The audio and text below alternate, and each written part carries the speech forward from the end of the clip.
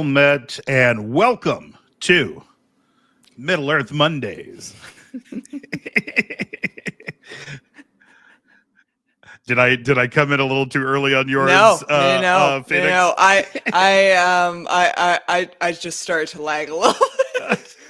Yeah, no, I saw your video. Your video didn't come in immediately, and then directly after it, like popped in, and I was like, okay, there she is. I started sweating profusely for just a minute. It's okay. We're professional streamers. We've got Professional this. streamers, right? Definitely. Welcome everybody to Middle Earth Mondays here on the Kindly Cleric and the Phoenix.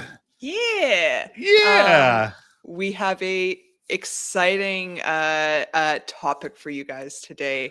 So for those of you that are joining us for the first time, welcome. The Kindly Cleric and I identify as Tolkien enthusiasts. Sure.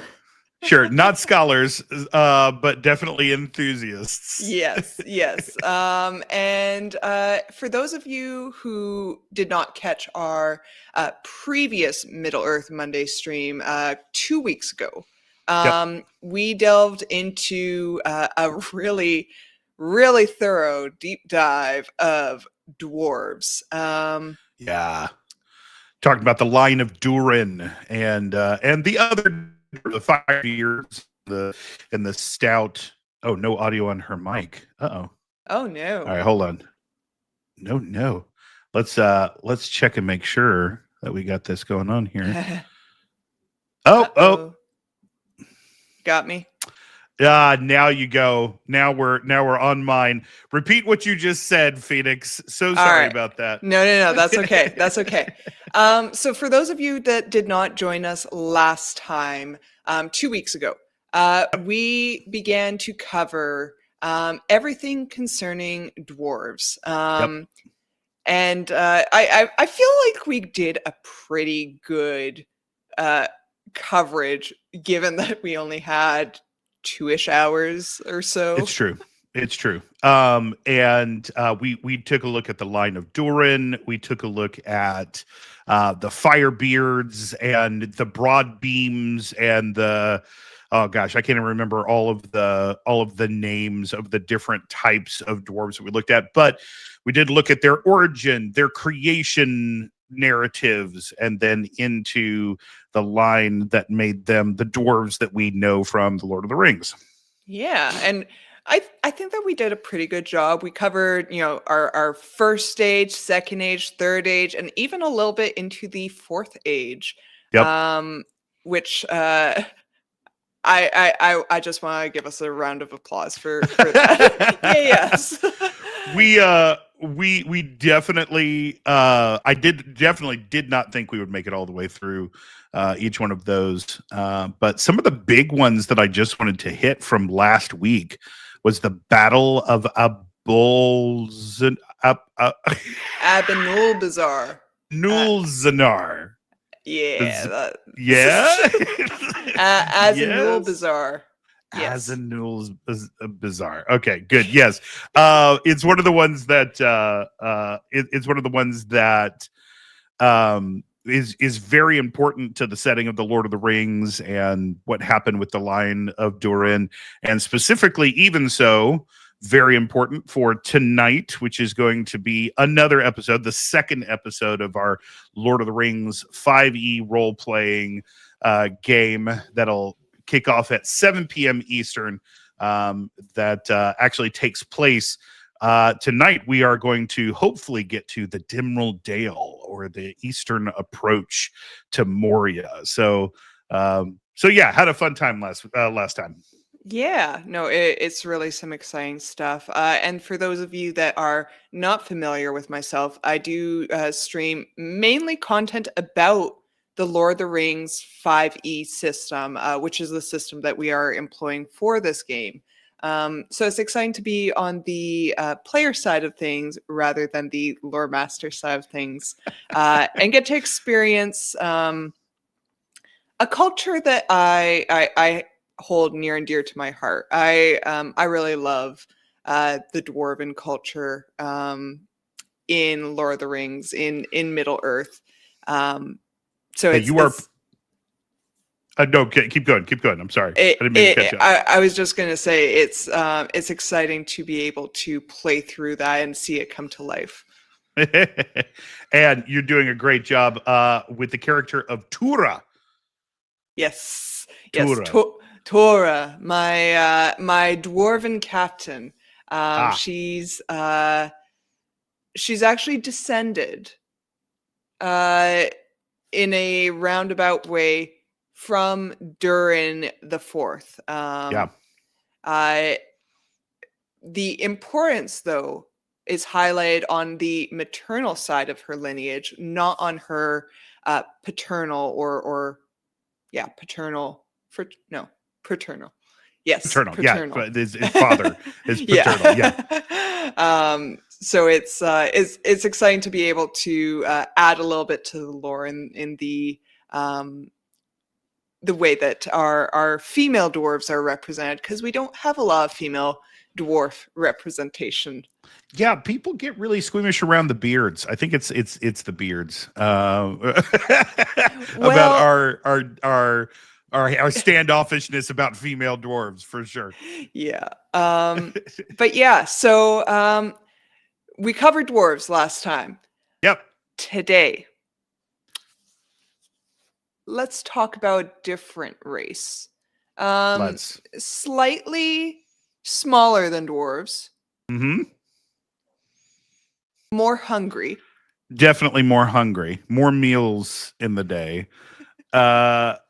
We could say there's probably a race off between this species, this race, and the dwarves for who makes the better ale. I'm sure. I think an argument could be had for that. Yes. Who has hairier feet? Yeah. And who grows the finest long bottom leaf in all the land. Awesome. So if you guys cannot tell, today we will be discussing everything concerning hobbits. Concerning hobbits. That was a good way to intro that. Yeah. But without further ado, let's go into our opener. Welcome everybody to Middle Earth Mondays.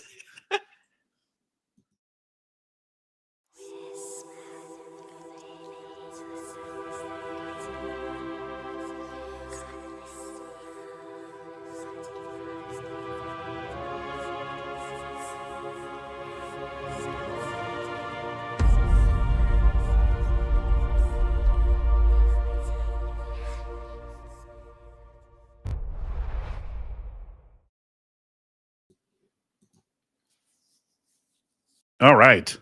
Alrighty. So it was very interesting. I looked at it and I was like, wow, that's a lot smaller than I remember. And then I figured out, I didn't reduce the video to the size of the size of the viewing that as we put it in this morning. So whoops. Oops. We'll get that for next time. Well, it's a good reminder for everyone to tune in 2 weeks from now to see the mysterious opening. To see our side, the other side of the opening of the Cracker Jack box. All right. I say we jump into it here. By the way, thank you everybody who is watching. Hey, go ahead and like, and if you feel like you would enjoy this channel in the future, go ahead and subscribe. We've got mine at the Kindly Cleric, and then the Phoenix. And in my chat, you should see the link for the Phoenix's Twitch. Head on over there. Also give her a follow, because she's streaming much more Lord of the Rings content than I am streaming. That is for definitely sure. And so that'll be fantastic. But let's jump off if you're ready, and let's hit the hobbits. Where on earth, Phoenix, do hobbits come from? Are they descendants of elves, of men? Are they a race all of their own? And if so, who the heck made them? Because we have everybody else's creation narrative, but not theirs. Yeah. So first off, thank you for the follow, Mike 6 Legion. I appreciate it. So hobbits. where do they come in? And it's actually interesting because when you actually begin to read Tolkien's Legendarium or the origin stories of some of the races, hobbits are not mentioned. We've got our elves, we've got our race of men, we've got our dwarves. We know where all these folks come from. We are very it's very intricate, the details about where they come from. But there's actually no origin story mentioned for hobbits. And the actual first mention of hobbits doesn't come up until the Third Age, which is relatively late to the game when you compare it to, the origin story of elves, for example. Hobbits, it is theorized by some Tolkien scholars, descended from a division of men. So, like men, they have the gift of man from Iluvatar, which Mm-hmm. allows them to die and to leave Arda. Yeah. But obviously there's a little bit of differences between a hobbit and a stereotypical human as we see it in Arda. Yeah, definitely. And we see the size of them, which obviously about 3 feet 6 inches for males.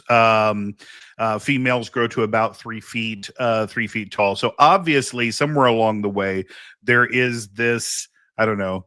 The shortening of this race, or maybe they just came from a group of men that were traditionally short. We see a lot of groups of men that have settled throughout most of Middle Earth that take on different characteristics, all the way from Dunlendings, the mountain men, the wild mountain men, even the men and women of Fornost, which are far to the north, sort of the Inuits of Middle Earth, and so we've got lots of groups of different kinds of men.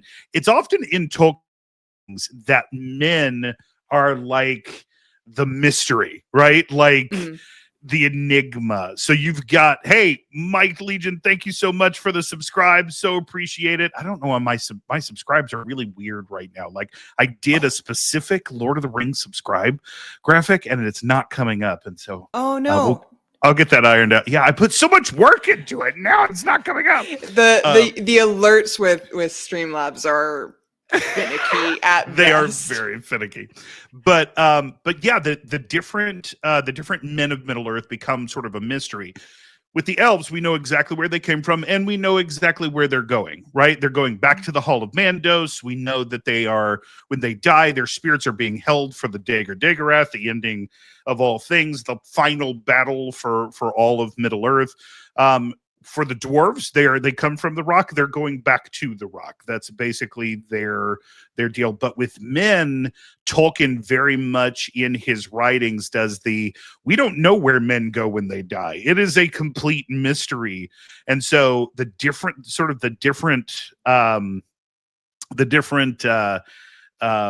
types of men in Middle Earth are definitely strange in how they got there, what they were doing there. When we meet them, sort of in the Third Age, I mean, we know about the Númenóreans, right? We know that the Númenóreans thrived, and then they came over, but there were already men in Middle Earth. What happened? Yeah. No, and so it's really interesting because yeah, we talk about the gift to men being death, but Yeah, really it is about their free will and about their freedom to leave the song of the Ainur. yeah, yeah, Their freedom to leave the confines of the entire universe that was created uh, by the is it called the Ainu Lindale? That there's always names that I stumble over, but yes, Yeah, the song that was sung by the Valar, created by Ilúvatar. Yes, yep. yeah. The creation song, we'll call it. Right. Uh, so the theory that hobbits descended from men, and would also have this gift to them is a really interesting one. I think that Tolkien probably didn't get into the creation of hobbits because he wanted it to be a little bit mysterious. Um, I'm sure. you know, we talk about how hobbits kind of existed in their own little world, and for the most part, most of the creatures of Middle Earth didn't really know a lot about hobbits. Um, Right. some of them didn't even know hobbits existed, um, because they were like, "What are these short folk? What are these children?" Um, Yeah, and not only that, but Tolkien creating this as in his regard, creating this as his creation, his foundation myth for Britain, for England, right? He wanted this to be sort of the Pendragon cycle or the Arthurian cycle for England, because that is French by nature. The Arthurian cycle is French by nature. So he wanted like a founding myth for England. And so having hobbits, which are very definitely, even by Tolkien's own admission, are folk, right?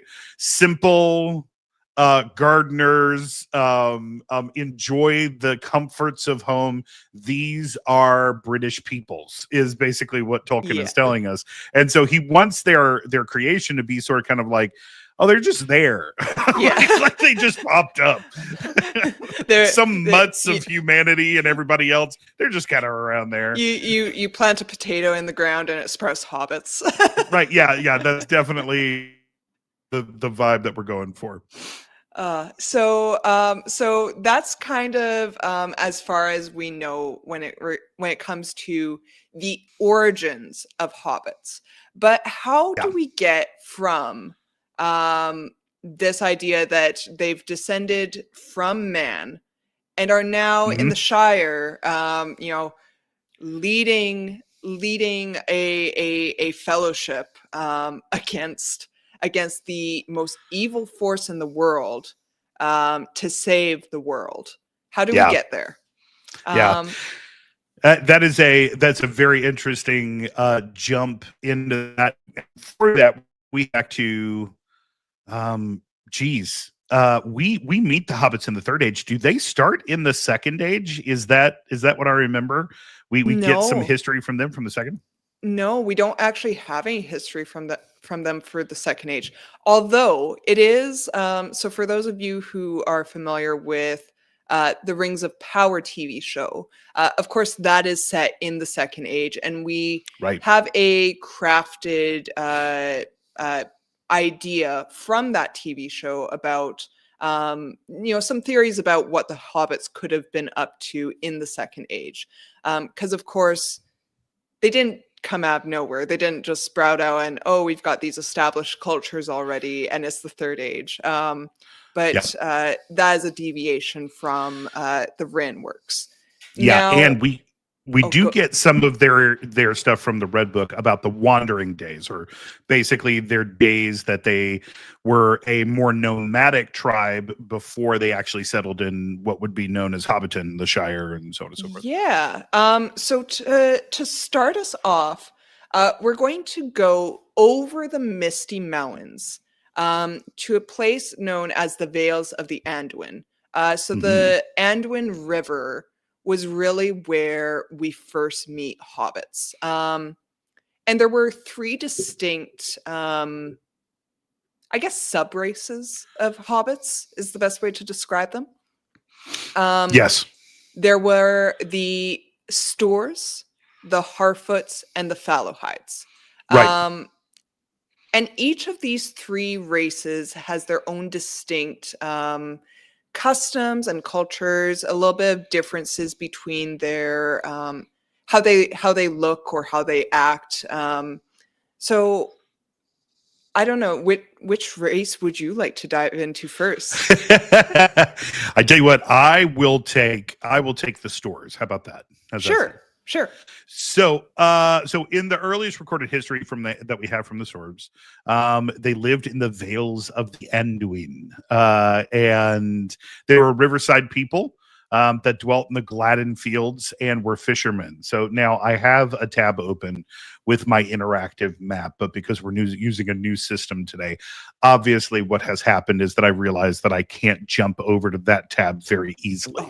So, but if you're looking at the map, you would see where the Gladden fields would be, just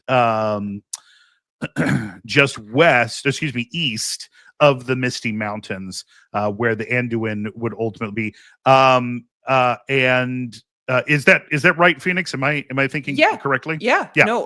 It is. It's Gladden Fields is actually kind of northeast of where oh, what is it called? Is it Mirkwood? Yeah, Mirkwood. Yep. Yeah. Northeast of Mirkwood there. Yeah, and so that's the spot the Anduin runs through there, and so they were fisher people that had basically set up on the lakes, and they made their living there, and sort of took on some of the ways of the people around them. They were sort of the chameleons in their wandering days and we can't help but think, right, because when we're talking about Smeagol and his contact with the ring, we can't help but remember that one of the things that was said about Smeagol is that he came from a people's kind of like the Hobbits, much when they were still in their sort of infancy, and he was a fisherman, right? He actually found the ring with Deagle while they were fishing. And pulled it from the water, and then the fight ensued. I think I'm remembering that correctly, and I haven't been tainted from the movies of exactly what happened, because sometimes the movies will muddle my remembrance of exactly what happened. No, that's completely fair. And honestly, a cool thing about the stores is they were actually the only breed of hobbit that could grow beards. Cool. Which is, when you think of hobbits, you think of these, rosy cheeked, smooth face, innocent creatures. But stores actually were able to grow beards, and they actually wore shoes. Oh my gracious!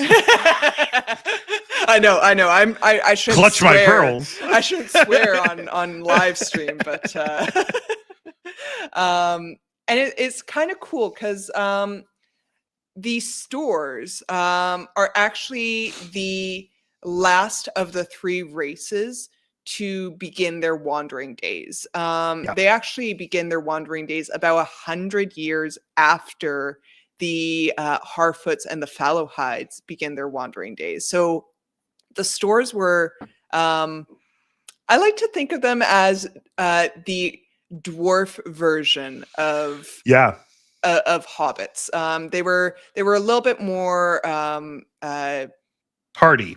Yeah, hardy. That's a good word for it. So interestingly, they wound up taking on some more Dunladish names within the fact that they had their own dialect of Hobbitish.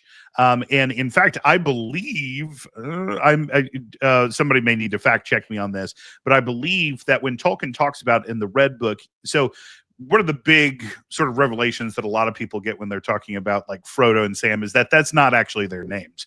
Their names have been sort of interpolated to that through sort of the common tongue in the Red Book in order to come out as Frodo and Sam. But they actually have their own Hobbit names that they operate by. And some of those Hobbit names are very are alluded to, that those are the names that would have come from the Storish language, which was a derivation of the Hobbitish language from Dunland, as they kind of brought it over. That it was kind of some strange naming there. But the possibility, I don't remember, are the Tooks the descendants of the stories? Yeah, that's what I thought. So what we end up having happen, so the stores, like you said, we're kind of a marsh people. They actually went through the is it called the Redhorn Pass? Yeah, The Redhorn Pass. Yeah, through the Misty Mountains. Yep. For their wandering days. And then after they got through the Misty Mountains, they kind of branched off into two groups. One group went up into the Angle, which is just south of Rivendell. And the other one went to Dunland, and really settled more around like Swanfleet, which is a kind of a bayou, definitely marshy place. And that's where they encountered the Dunlandings, and their language got kind of altered by the Dunlandings. Intermingled. Yeah. I mean, if we remember Tolkien, we remember that his study was commonly with linguistics, and Old English being sort of the mutt of a lot of different races kind of feeding into it. It's no different than this moment where Tolkien's like, yeah, Hobbitish is actually just a combination of everything. They're like the bologna of Middle Earth, and so yeah, that's kind of what we get. And when the Shire is first established, well, I guess not when it's first established, about 30 years after it's established, these stores come up from Dunland, and they settle in the Shire, and they sell in two places, the South Farthing and the East Farthing. So these are more like marshy, or this particularly the East Farthing is more of a marshy area. But the Old Bucks, the Tooks, and I forget the name of the third one, but there's another really well-known family of hobbits. They all are descendants of Stoor. And it's funny because the Old Bucks, as we know, travel across the Brandywine River and establish Buckland. And hobbits always talk about how the Bucklanders have like a strange way of talking and that kind of stuff, right?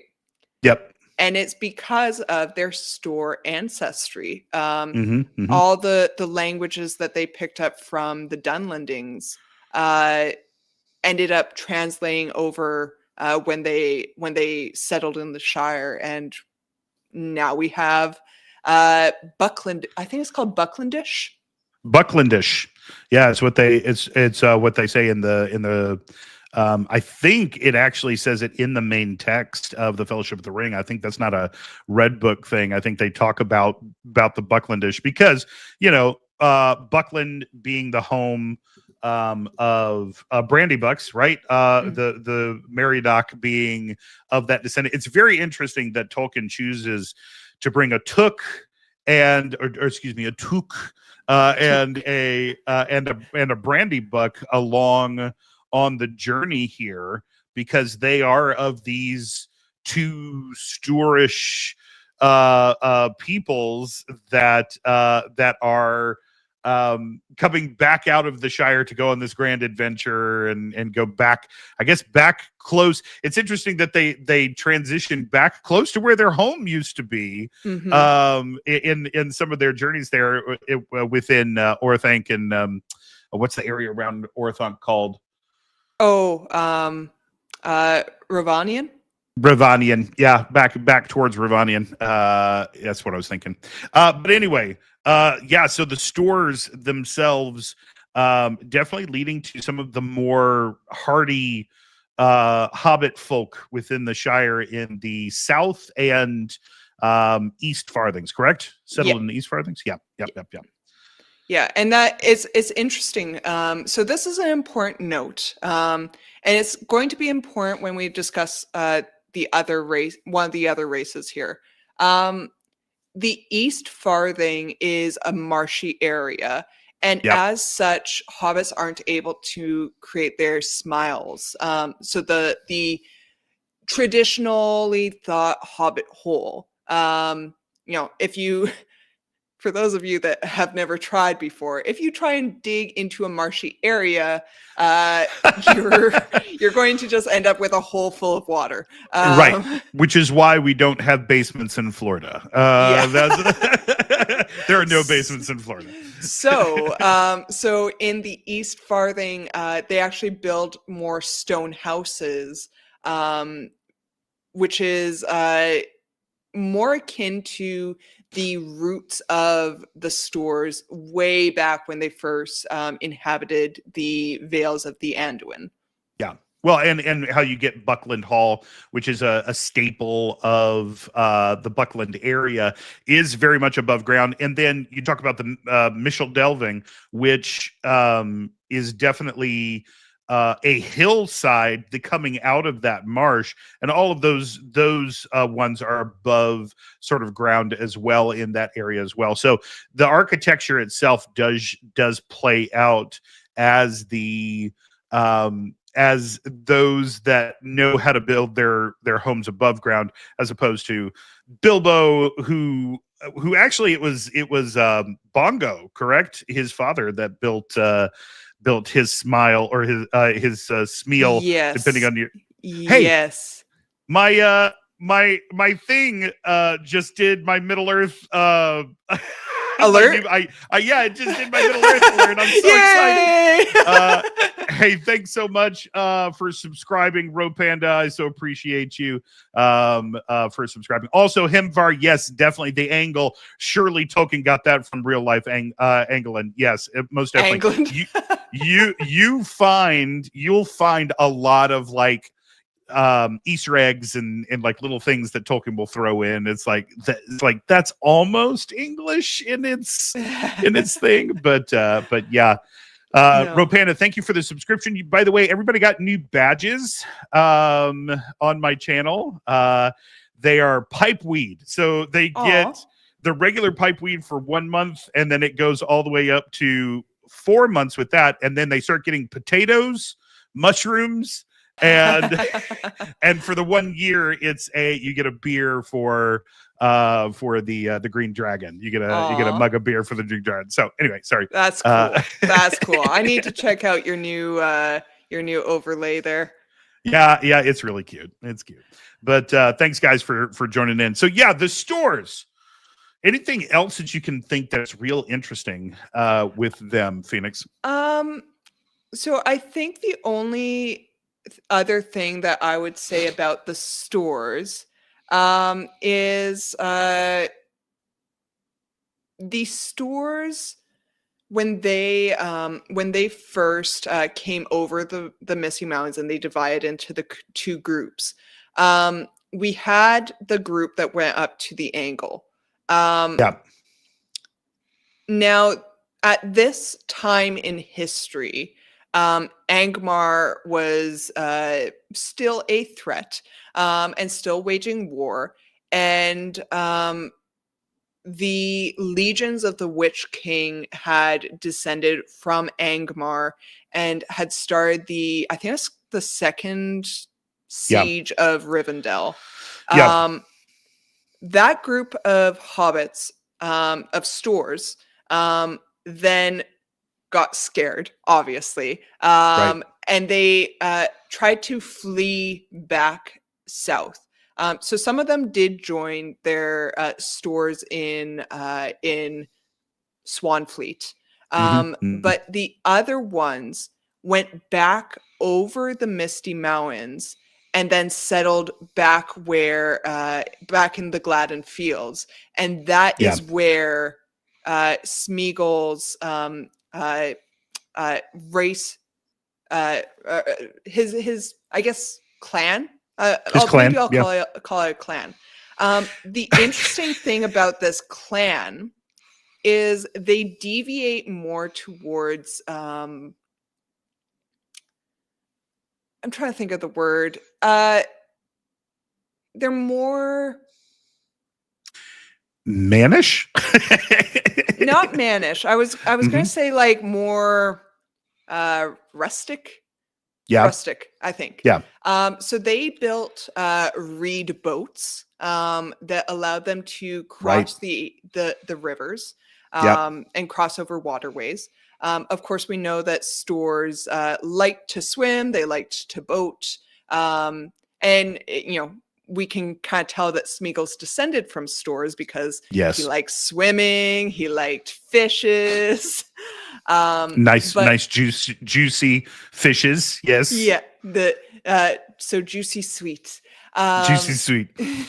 But the cool thing about this clan was they actually had a matriarchy for their leadership structure, which is a deviation from how we have our hobbits going about things in the Shire. We have a more cultured and developed government structure. Culture and developed very politically. So you catch a picture of some of this obviously within Lord of the Rings and so on and so forth, of hearing about the Sackville Bagginses and their treachery against Bilbo, trying to steal his home basically is the concept, because they think that they are owed it, right? Everybody getting their packages at the right time, and some people are upset. There is a high society in Hobbiton. There is like a high society of like, and it's a lot of, I think what's great is like Tolkien is making very much a sort of a commentary on like these simple people, but they think that they're important kind of thing. The rest of the world is freaking out here fighting basically Satan himself. But here in the Shire, it's really important that you receive your invitation on time to specific parties. It's I expect that I am going to get my gift for your birthday. Right. It's a day late. Where has it been? Yes, they are pounding down the door at the post office. Where is my package? Yeah.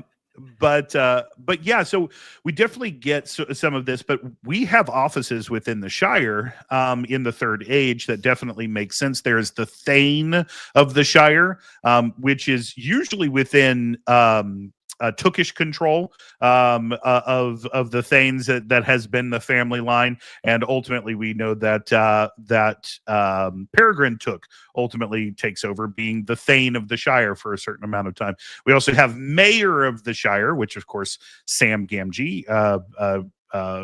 That's a spoiler alert. Sam Gamgee becomes mayor of the Shire after a certain amount of time. So we definitely have those offices within that. None of those happening to be matriarchal as it was with the stores over across the mountains. Yeah, and we do know this is the final piece of fun facts I have. So when Deagle is murdered by Smeagol, Smeagol does return to his clan and is trying to be trying to be part of his society, but he is doing bad deeds because he is under the influence of the ring. Right. And it is actually his grandmother, the matriarch of his family, that makes the decision to kick him out. Oh my. Yeah. Oh, his grandma just said, "Nuh-uh, not on my watch," and gave him the boot. Amazing. So we have Grandma to thank for the saving of. We have Grandma, the Storish Grandma to thank for the saving of all of Middle Earth by way of Gollum biting the ring off of Frodo's finger. Wow. Yeah. There you go. There you go. Fantastic. That's amazing. All right. So we've learned about the stores. Let's go back. Let's take a look. What about the Falahides? Do you want to take that? Yeah. Okay. So the Falahides, interestingly enough, are the tallest of the hobbits, hobbit varieties that we have.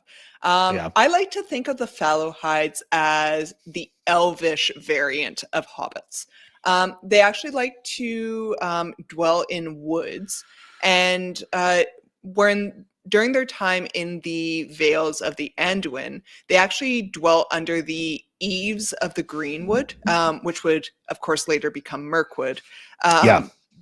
So they were a more foresty type hobbit. They didn't live in smeals. They didn't live in hobbit holes. They didn't have beards or wear shoes like their store uh, uh, variant Right. race. Right. But they really liked.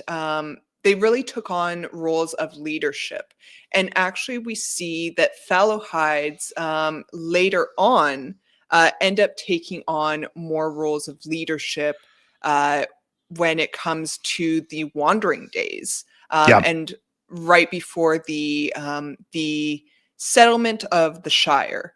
So Fallowhides were the second race Yeah.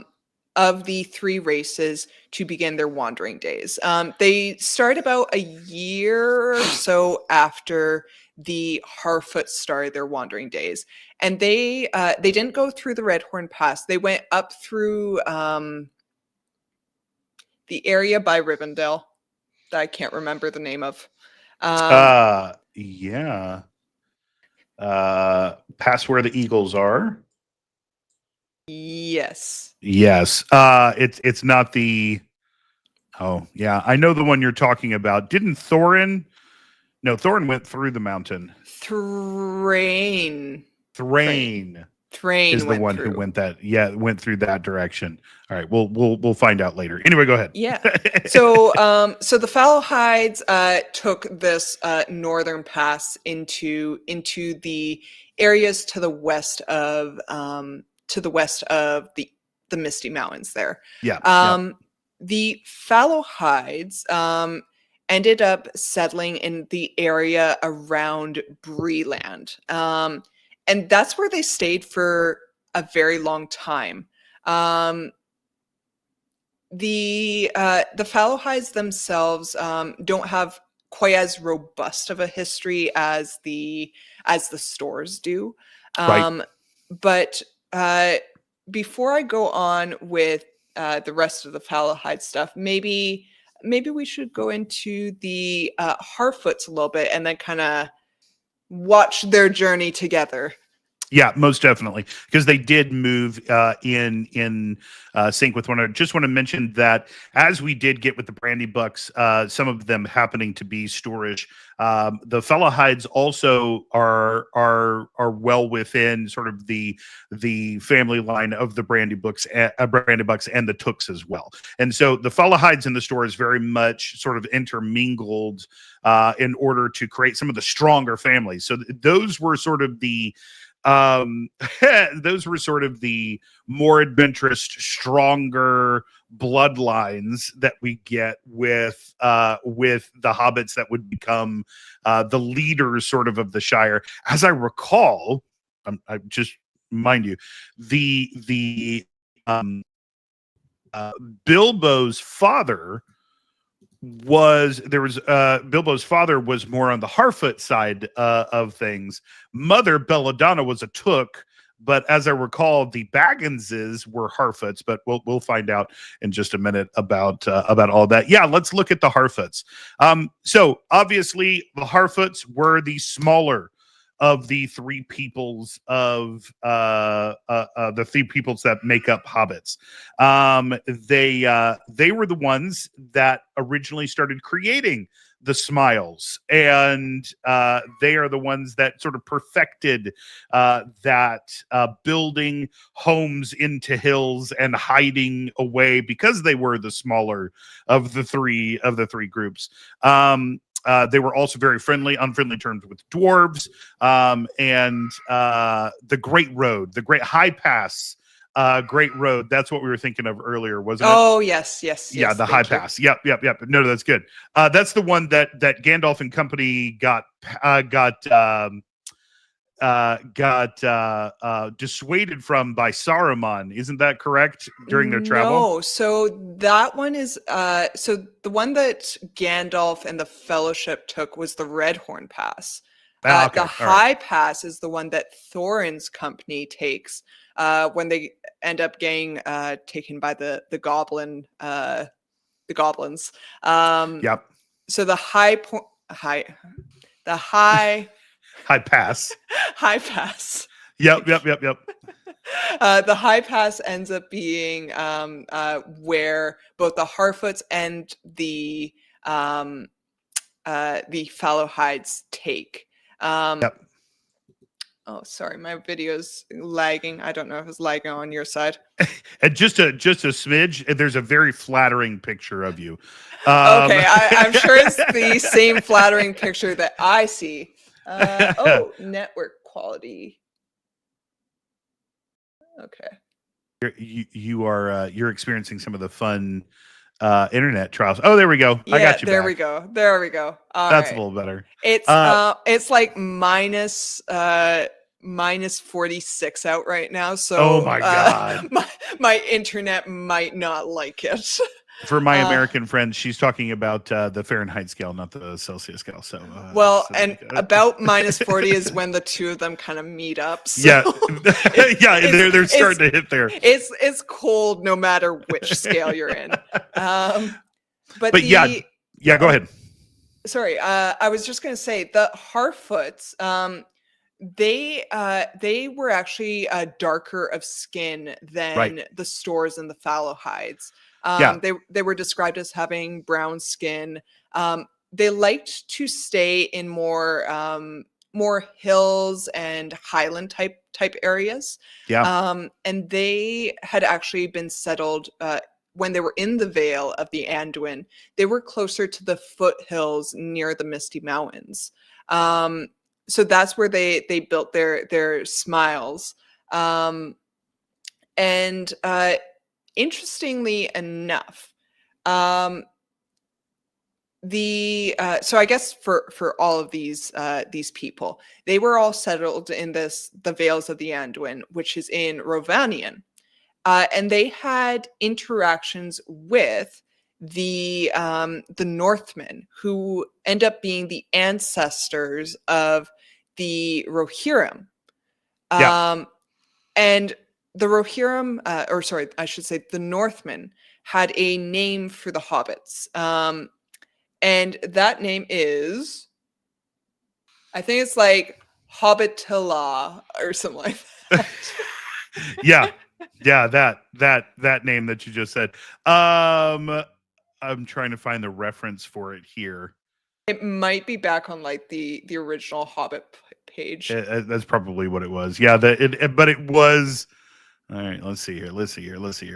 We're gonna go Control F, and we're going to find Rohan and see if we can. So Hobbit is derived from Old English. The Hole Dweller, which represents the Hobbit, Holbit. So it's Holbytla, Holbitula, or Holbitula. Holbitula. Yeah, sure. There you go. So that meant Hole Dweller. Obviously, Rohirrim, or the language of Rohan, is definitely the Old Norse.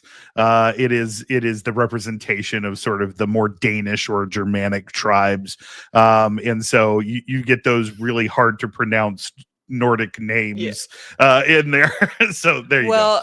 And it's interesting because we talk about Hole Dwellers being the word that the Northmen used for these.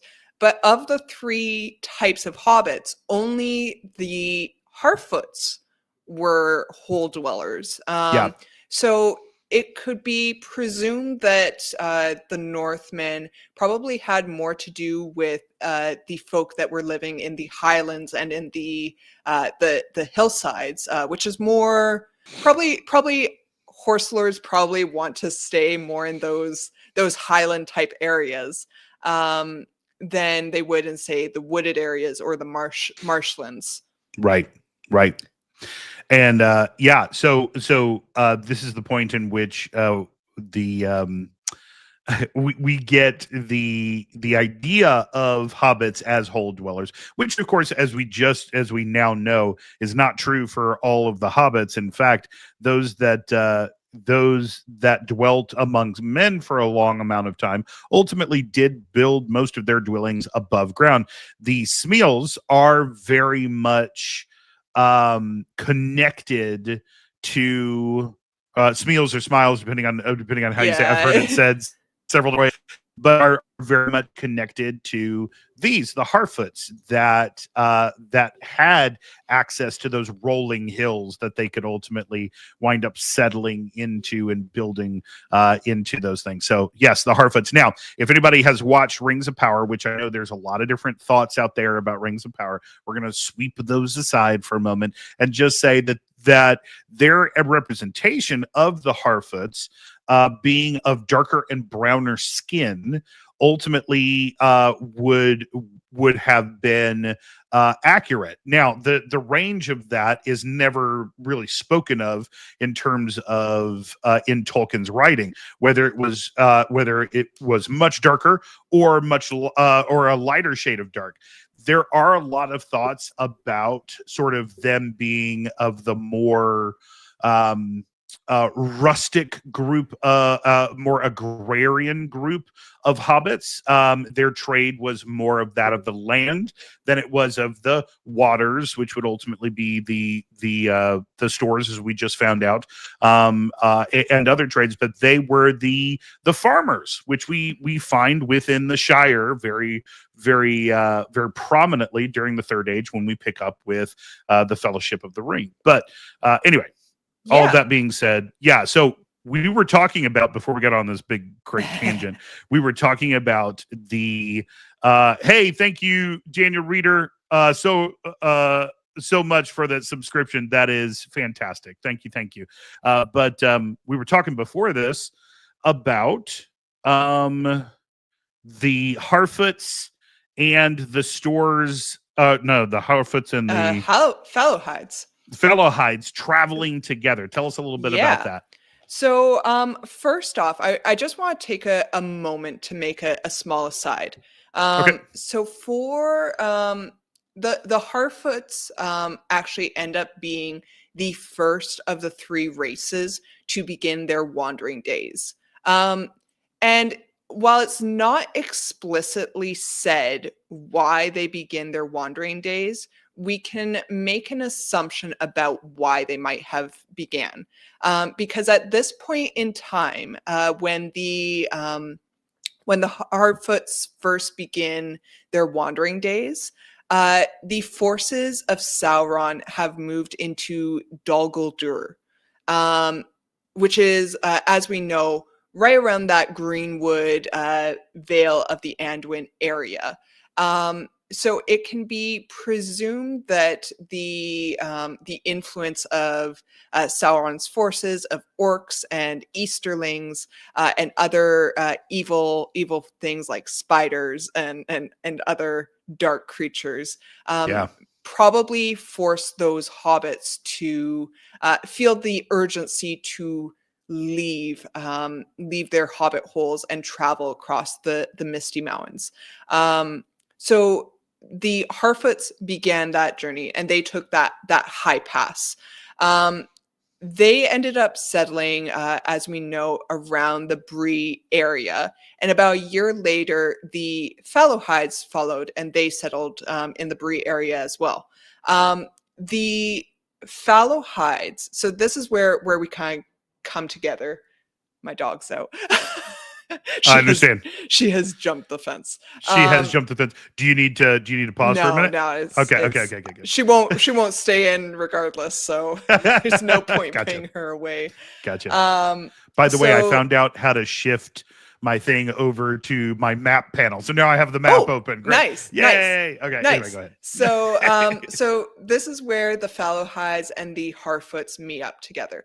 Now, the Harfoots are actually more numerous in quantity than the Fallowhides. But as Yeah. we know, as we have already established, the Fallowhides are take on more leadership type roles. Right. And it actually is the Fallowhides that the Harfoots turn to provide leadership capabilities for them. Now, um, let's get to 1601 of the Third Age, Love it. which is a very specific date in history. Yes, Um, definitely. so at this point in history, there were two Fallowhide brothers, Marco and Blanco. Blanco. Yep. Marco and Blanco, their family names are lost to time. Hmm. And it is widely disputed amongst hobbits who might be descendants of theirs. Right. Right. Of course, none of them can prove themselves. But Marco and Blanco led the rest of the hobbits across the Brandywine River, across the Bridge of Stonebows. They had petitioned the king of Arnor, or sorry, of Arthedain at the Arthur time. Dane. Yeah, King Argleb the Second. Yes. So Yep. they had petitioned him. He was really he was kind of the king of Arnor because there was nobody in Cardolan. Yeah, Cardolan and the others were disparate at this point, and Arthedain was the last stronghold of the Kingdom of Arnor. Yeah. Yeah. So Arnor, sorry, small aside, got divided into three pieces for three sons of the dead king. Two of those regions had fallen to the influence of Angmar, of the Witch King, and Yeah. Arthedain was the last standing place. So if you'll see on my screen, you'll see Arnor is split into Arthedain to the far west, Cardolan, which was the middle, and Rudoir, which was the one right before you hit the Misty Mountains to the east. Yeah. So at this point, there was only one king of these three regions, and the king of Arthedain granted the hobbits land of their own. It used to be old farmland and hunting grounds for the people of Arthedain. Specifically, this was the vineyards of King Argleb, and it was fertile ground. If anybody knows anything about vineyards, it means that it gets really good condensation, which creates, and it's usually around some form of water that creates extremely fertile ground by which to grow vineyards, which, if we know anything about hobbits, we know that they enjoy their vices, such as beers, wines, and the long bottom leaf. So great land for growing stuff. Anyway, go ahead. Yeah. So what they ended up doing was they made a deal with the king. The king said, you can inhabit this land. And I forget what it was. It was like 40 leagues to the south and 40 leagues to the west, or something like that.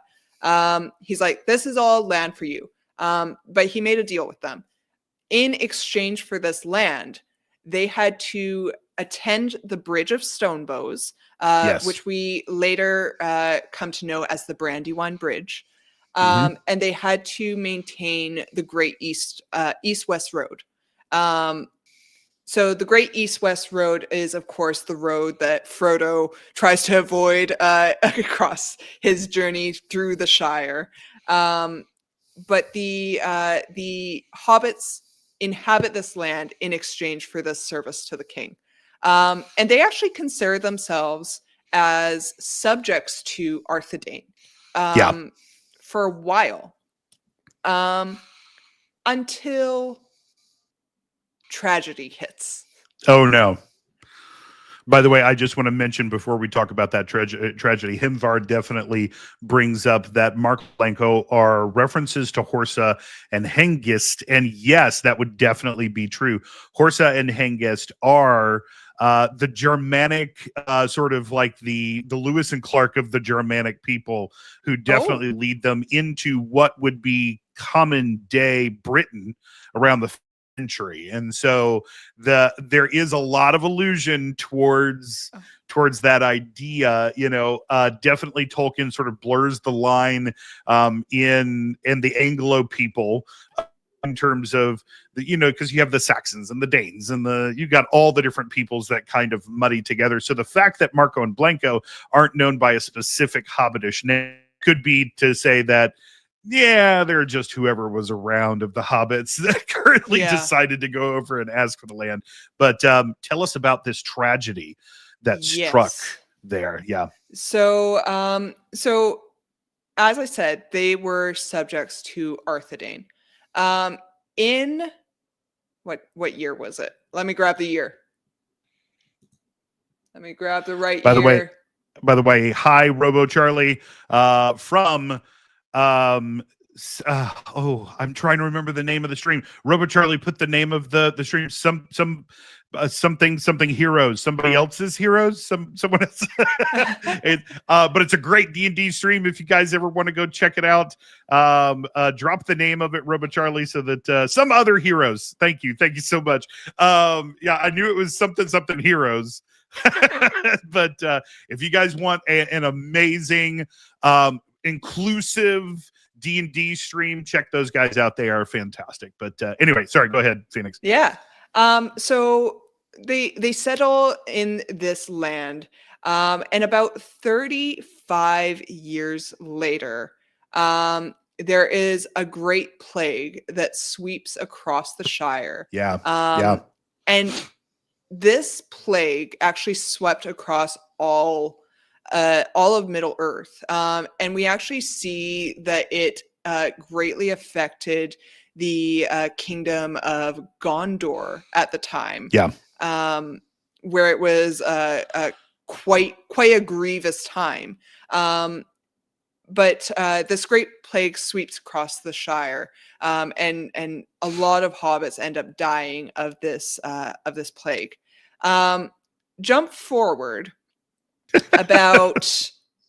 Sorry, one of my people said more like Gondor. Boo. Let me ring a bell for that pun. Boo. He literally says, I'll see myself out for that one now. Take your things and go. Anyway, sorry, go ahead. So about 300 and some odd years later, as we know, there is a war ongoing with the Witch King. And I think that this war with the Witch King goes on for like 600 years or something like that. If I remember correctly, it's quite a long, drawn out war. Right. But now the Witch King ultimately winds up, while battling in Angmar was one thing, winds up settling in Arthedain at Fornost, after this particular, not the plague, but the what did you say it was, where you don't have a lot of food? It's not plague, it is a totally just skipped my mind. Someone help me in chat. Famine. Yeah, famine. That definitely comes through. So a lot of people, like when you look at the maps of Middle Earth, they're like, well, yeah, but all of the enemy was over across the mountains, and it's like, no, Arthedain was definitely like just north of the Shire. You have the worst possible lieutenant of Sauron that you could possibly have. Thank you, Hemvar. Yeah. But just saw it in chat. But yeah, definitely to the north, you have those guys hanging out. Sorry, go ahead. We were talking about Angmar and such. So as we know, there is one king left standing for Arnor. And the Witch King comes in with his entire force, and is trying to take Fornost. Now, interestingly enough, and if you want more about this, please join the Lord of the Rings 5e stream later this evening. Yes, at 7 p.m. Eastern. Where I will lore dump a little bit more. Is there going to be some conversations with Tura that are going to be very well, I remember back when yes exactly. Okay. She's gonna be like, this was but there is a Palantir in Fornost right now. Yes. And the Witch King wants it. And I don't know if the forces of Sauron actually get this Palantir. You could theorize that perhaps they made away some orc somewhere made away with the Palantir. Right. But at the Battle of Fornost, there were elves. Elves from Lindon. There were reinforcements from, I think, from Gondor. Gondor. The king in Gondor sent reinforcements and actually came himself, because remember, this was the moment where I think it was Glorfindel. One of them had to hold him back from basically trying to 1v1 the Witch King at that point. And so he's like, no, hold back. No man can kill that guy. So, anyway, but go ahead. Probably not a good idea to go against him. Yeah, which ultimately, just spoiler alert, he does later on. The Witch King calls him out, because the Witch King survives the Battle of Farnost, but the Witch King calls him out. He goes to fight him one-on-one and never returns. That is the last of the line of the kings of Gondor, and the stewards start from that point forward. And so real difficult fallout from the Battle of Farnost. But keep going, Phoenix. So at this point in time, we actually had perhaps I would argue a more developed system of defense for hobbits at this point in time, because there was something called the Hobbitry in Arms. Now, Hobbitry in Arms was the hobbits' version of an army. Right. They were particularly skilled archers. You didn't have a whole lot of melee hobbits. There weren't a lot of paladin hobbits around during that time. No. But they were typically archers, and they actually sent a company of hobbit archers from the Hobbitry in Arms to the Battle of Fornost to aid the king in this battle. And it's I forget what it was. It was like the fields of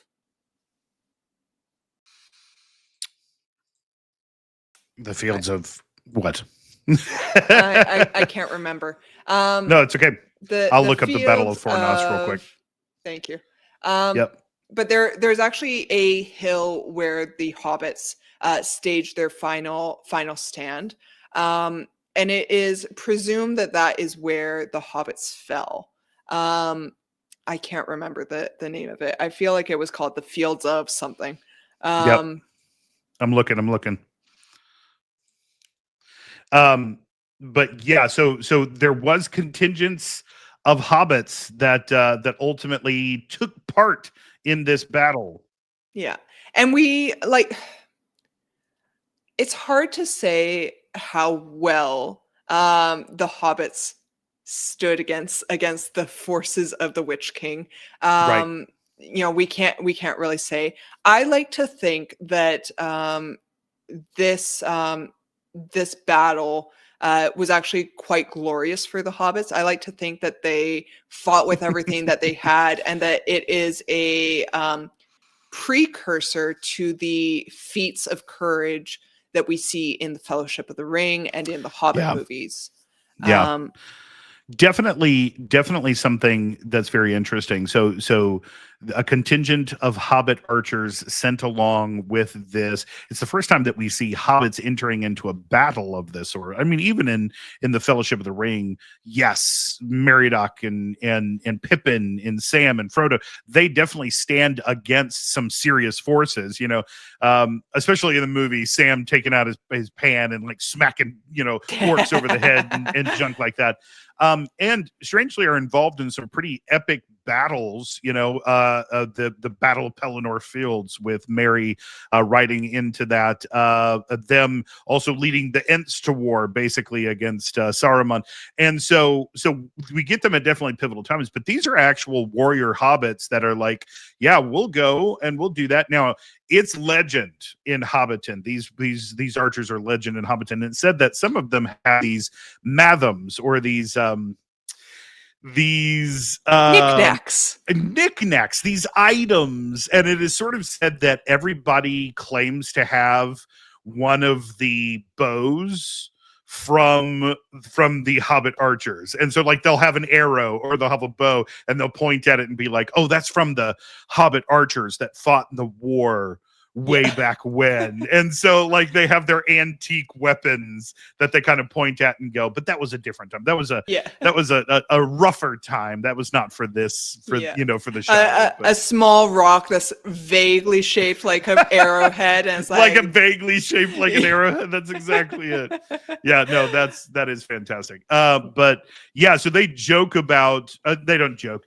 They sort of romanticize the idea of going to battle, but would never, when we meet them in the Fellowship of the Ring, they would never go themselves. No. Yeah. And it makes sense. Like the Shire is a peaceful place. But it is not without its history of hardships. As we begin to see as we delve into some of the further history of the Shire. Yep. So let's see here. I want to mention that while you're looking for the sort of the next branch here, that there are two events that actually predate a very large famine within the Shire, which talks a lot about its agrarian side, the Shire's agrarian side. So that first famine that was brought on was actually brought on by the first long winter, which ultimately could have been, is much perceived as the as sort of the power of the Witch King in Farnost, like pushing that foul wind and frost to the south.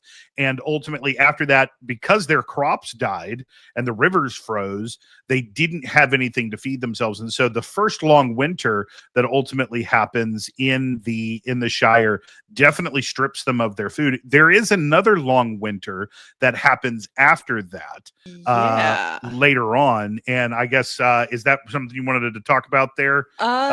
Sure. So we have, the long winter, which eventually leads to the days of dearth.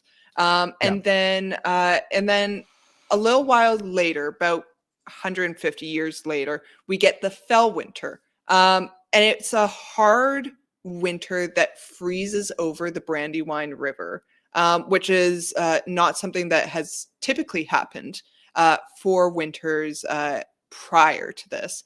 And because of that, wolves from the north are able to cross the river and come into the Shire. And the hobbitry in arms takes up arms again, and the horn call of Buckland is sounded.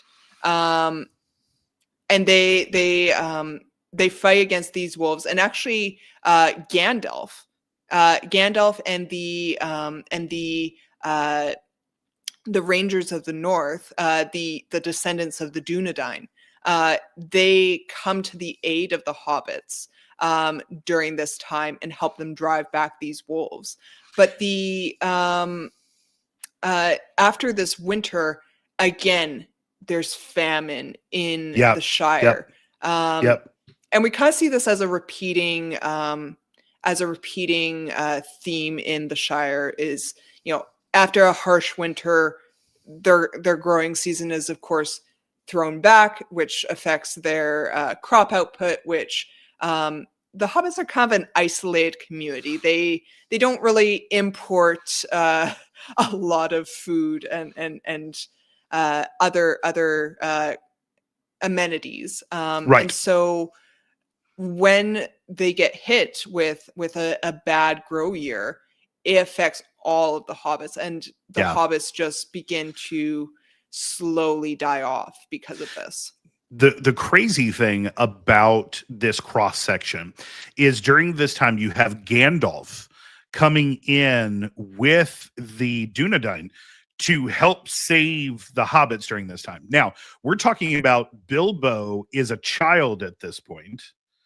Belladonna, his mother, and Bungo, his father, are still alive, and Bungo is building Belladonna's smile when the fell winter hits. And so what you have is this amazing cross section where it is possible that young Bilbo Baggins, child Bilbo Baggins, met Gandalf, and I think it was at this point, I don't know if Aragorn was born at this juncture. He had to have been, right? He was 90 years old. Was he? Let me look at dates. Timelines. Timelines are fun. I think he would have been alive. Yes, he would have been alive. I don't think he was very old, but he would have been alive. But he would have been alive. And so you have all of these beginning stories that would have happened here. Gandalf finding the hobbits and going, oh, we need to help keep these alive. Aragorn, or at least Arathorn and his father, because Arathorn didn't live long as chieftain of the Dunedain, but Arathorn and his father ultimately coming in and helping the Shire. At that time, Gerontius Took, which was called the Old Took, was in charge of sort of the Thane ship. And then you had Master Brandybook, Garbadoc Brandybook, who was in charge of sort of the Brandywine Hall and all of that over there. And so you had such a really cool like smattering of peoples that meet during this time that really actually set for the events, the kickoff of the events that we see in the Fellowship of the Ring. Gandalf, or specifically the Hobbit, when he says, "To think I would live long enough to be good morninged by Belladonna Took's son." It's that moment where he draws the line back. I knew Belladonna. She and I were tight, and now here's this little whippersnapper Bilbo, trying to be a big guy. So it's just a really cool moment. And it's a funny time because at this point, that's when, like you said, Old Took was around, and Gandalf developed a friendship with him. And it was actually like Gandalf frequented the Shire because he had friends there. And he was impressed by the courage of the hobbits during this time of uncertainty, during this time of hardship. And that is when he decides that he's going to call upon hobbits. He decides to adopt the hobbits for certain courses of action. Yeah, definitely. That's when they become his default setting hero. His pet projects. His pet projects. And it's great. Now, before we go any further, there is one battle that is talked about in the movies. It's talked about in the books too, obviously. But there is a battle. So back in the year 2747 of Third Age, which was 1147 by the Shire reckoning calendar. Okay. The forces of Angmar are still at large. And from Angmar, orcs orcs. I had to think about that. No, goblins. Goblins, orcs. Goblins, orcs, Descend down baddies. from Angmar into Arnor, and some of them end up in Arthedain, some end up in Rudar. Or sorry, no, not from Angmar, from Mount. Wait, show me your map. Show me the map. Show me your map. Mount Graham. Mount Thank Graham. you. Okay. Yeah. So definitely. from Mount Graham, these goblins descend, and some go into Rudar, some go into Arthedain. But a group of these orcs descend into the North Farthing, and the Battle of the Green Fields begins. Yes. And this is an important battle because there is a Took by the name of Bandobras Bullroar Took. Bullroarer, the old Bullroarer. Yes, he is mentioned very, very fondly in both the book and the movies. Anyway, go ahead. And he, so there is a chieftain of the Goblin Horde, and I think his name's Fingolfin. Yes. Yeah, yes. Fingolfin. Yep. This is an important name. Bullroar Took was said to be so big that he could ride a full-size horse. So it can be presumed that he had some of his tall heritage from the Fallowhides, and maybe some of his stoutness from his store side. And he used his weapon to cleave the head clean off the chieftain of the orcs. Yes. And it was said to have sailed over the entire army. Yep. And land in a rabbit hole. And thus, the game of golf. Of golf was invented. So, the hobbits invented golf. Yes. You heard it here, folks. Golf is canon in the Lord of the Rings, in the Legendarium. I bet you didn't know that if you're a golf lover, that you're a Tolkien enthusiast. That you're also a Tolkien enthusiast. Yes. But it's actually really cool about this because the hordes turned tail and fled, and not just from the Shire. They fled from all of Arnor back to Mount Graham because they were so disturbed by their chieftain being beheaded by this hobbit, which is really cool. And it is a testament to hobbits having a positive influence on the history of Middle-earth. Now, it's important to remember, it's important to note that Bullroarer was riding a horse when this happened, which of course is quite a feat for hobbits to be riding fully astride a horse into battle. And of Gandalf makes mention of that in Hobbits, you know, your ancestor could even ride a horse full astride, and I've always loved that thought that it's like that's a feat for a hobbit, is like riding a horse is because I remember when I was a kid and they put me on a horse, I could barely reach the stirrups, right? And your legs probably go out like that. yeah, they just go out like this, and it's very scary because here's this big beast and I'm such a little thing, you know, and it could throw me at any time if it wanted to. But the fact that it specifically mentions Bullroarer riding the horse, and that was a feat for how large Bullroarer was and what a warrior he was. And warriors to hobbits, not exactly a long-standing tradition. Well, and it's actually interesting because when we get to where was it? The lookout point where. You talking about Weathertop? No, not Weathertop. I'm thinking like later on when we get to Oh my God.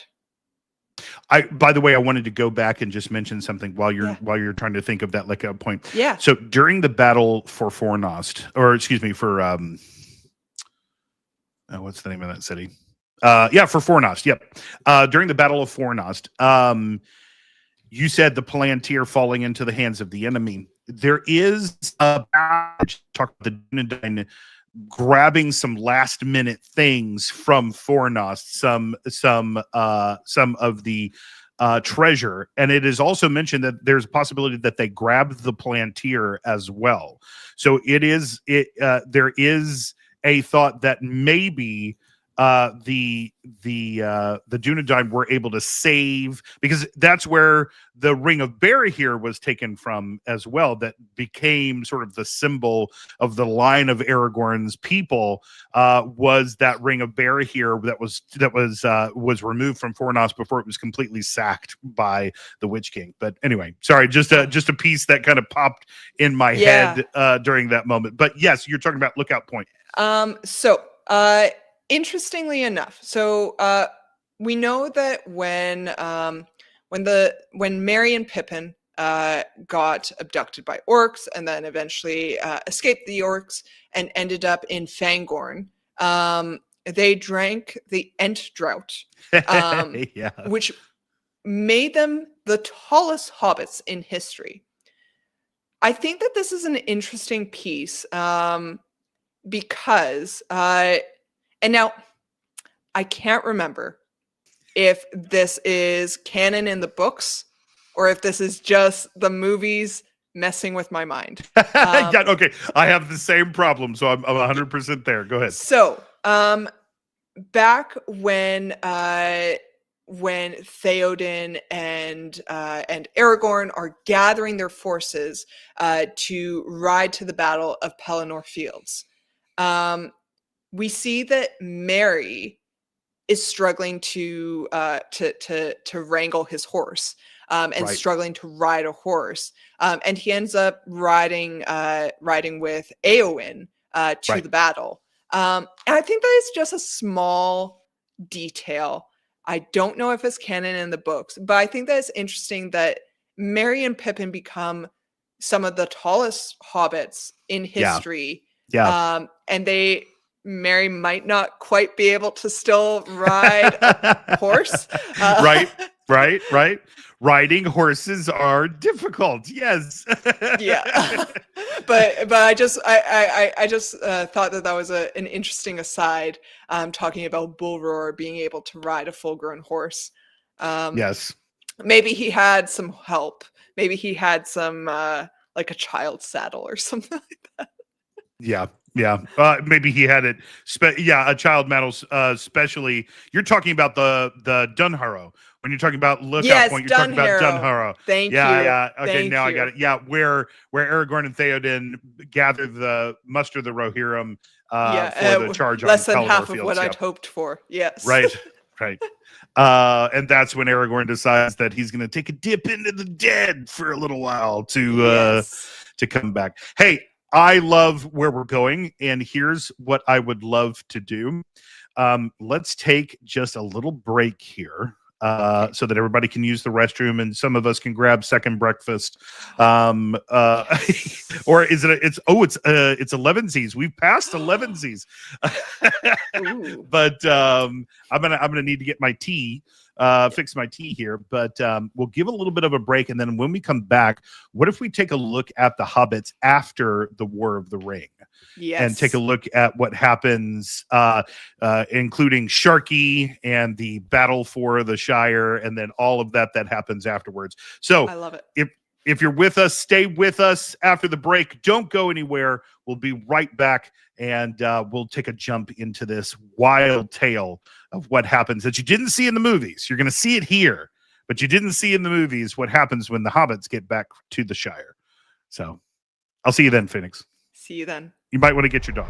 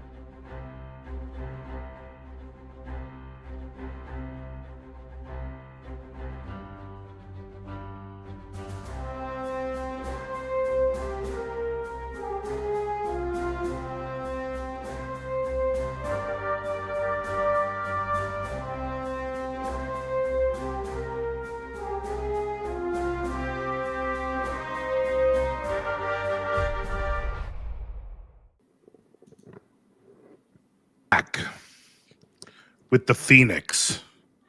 With the Well, kindly cleric. Yeah. All right. I hope you enjoyed your 11sies. I did. I grabbed my beautiful and wonderful wife, made me a sandwich real Aww. quick. Isn't that fantastic? Your wife is a gem. She is a gem and a beauty, and I am lucky. I'm lucky. Okay, so we're talking about hobbits. Yes. And now we're going to jump into, I mean, obviously we know what happened with the hobbits during the War of the Ring, right? Yes. We see Frodo and Sam and Merry and Pippin. However, the hobbits that are left at home have a completely different battle to fight. Yes. Let's talk about Sharky for a minute. So it's interesting to note why this came about. Right.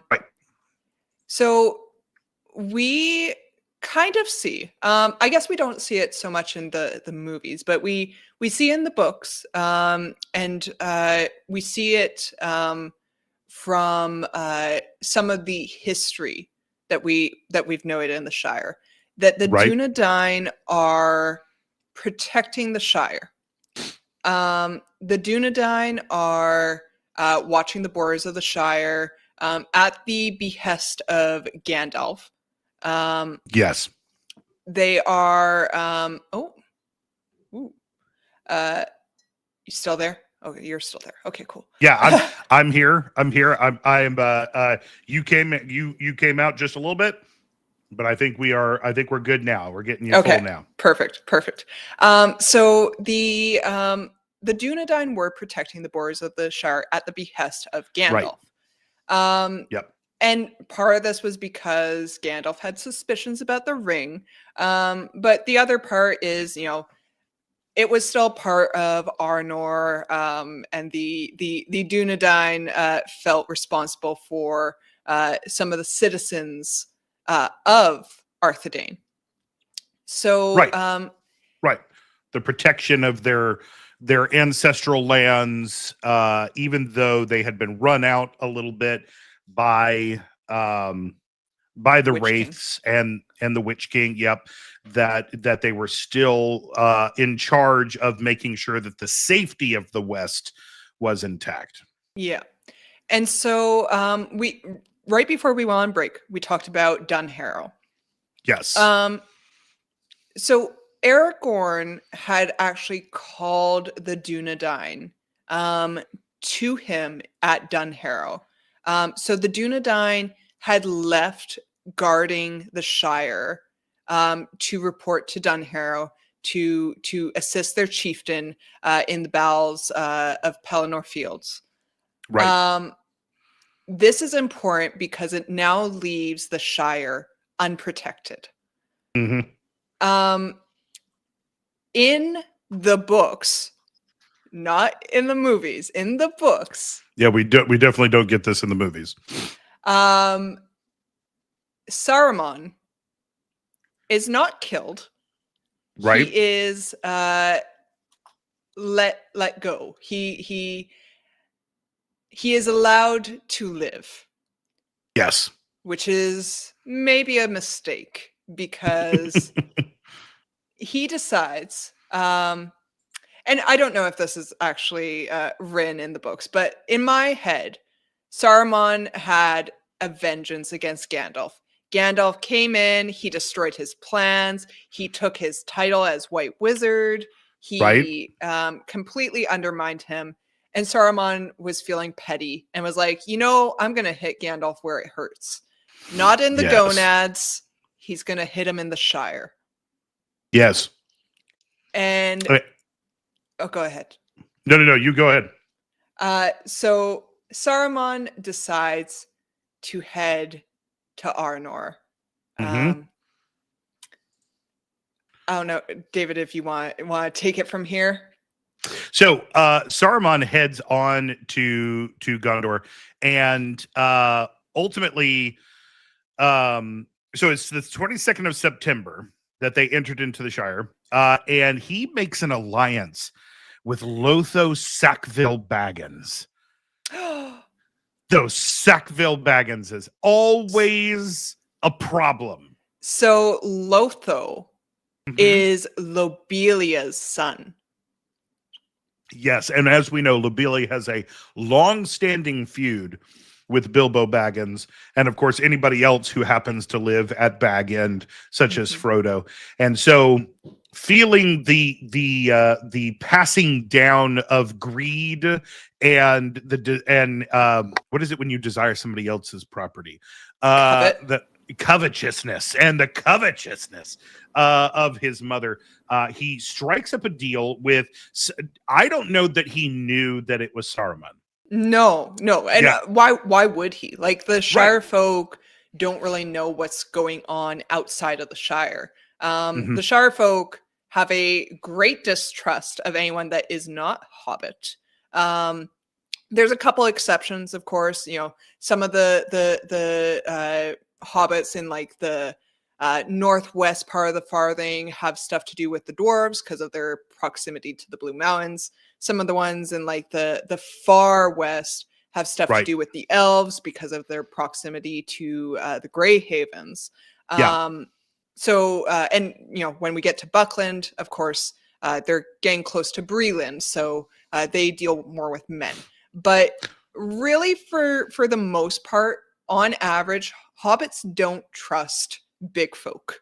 No. And they stay away from them. Yeah, sure. You mentioned they've got some dealings with the Bree folk and so on and so forth. Even so much as the Prancing Pony has some hobbit-sized rooms and things like that. Sure, enough that there would be interconnectivity. But those that live within the sort of the heart of Hobbiton, in the heart of the Shire, they rarely go outside their own places. So they would have no dealings with the wide world or understand what the deal was until Saruman shows up, going by the sort of the ruffian named Sharky, winds up coming in and building a group of thugs by which he sacks the Shire. He winds up creating sort of this totalitarian regime inside of the Shire, and basically strikes terror on all of the hobbits, has them working to fill his coffers and those kinds of things.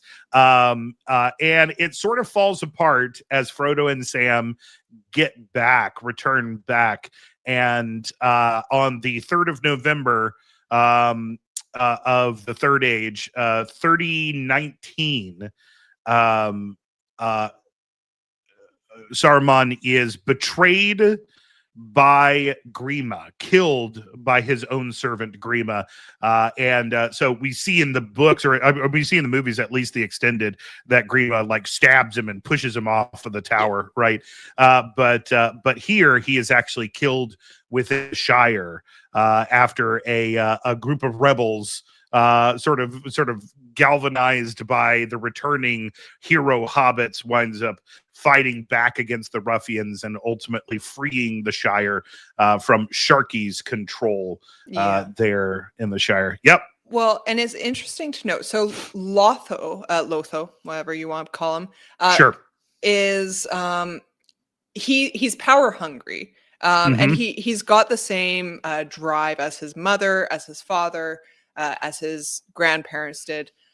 He's got that drive in him, and he wants power, and he's promised the power to be the chief. So he is now established as the chief of the Shire.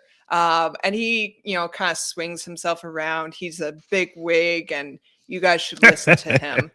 But Lotho, his family ends up getting detained. All the hobbits that stand up against these thugs, against these ruffians, get thrown in jail, basically, including his mother, Lobelia. Yep.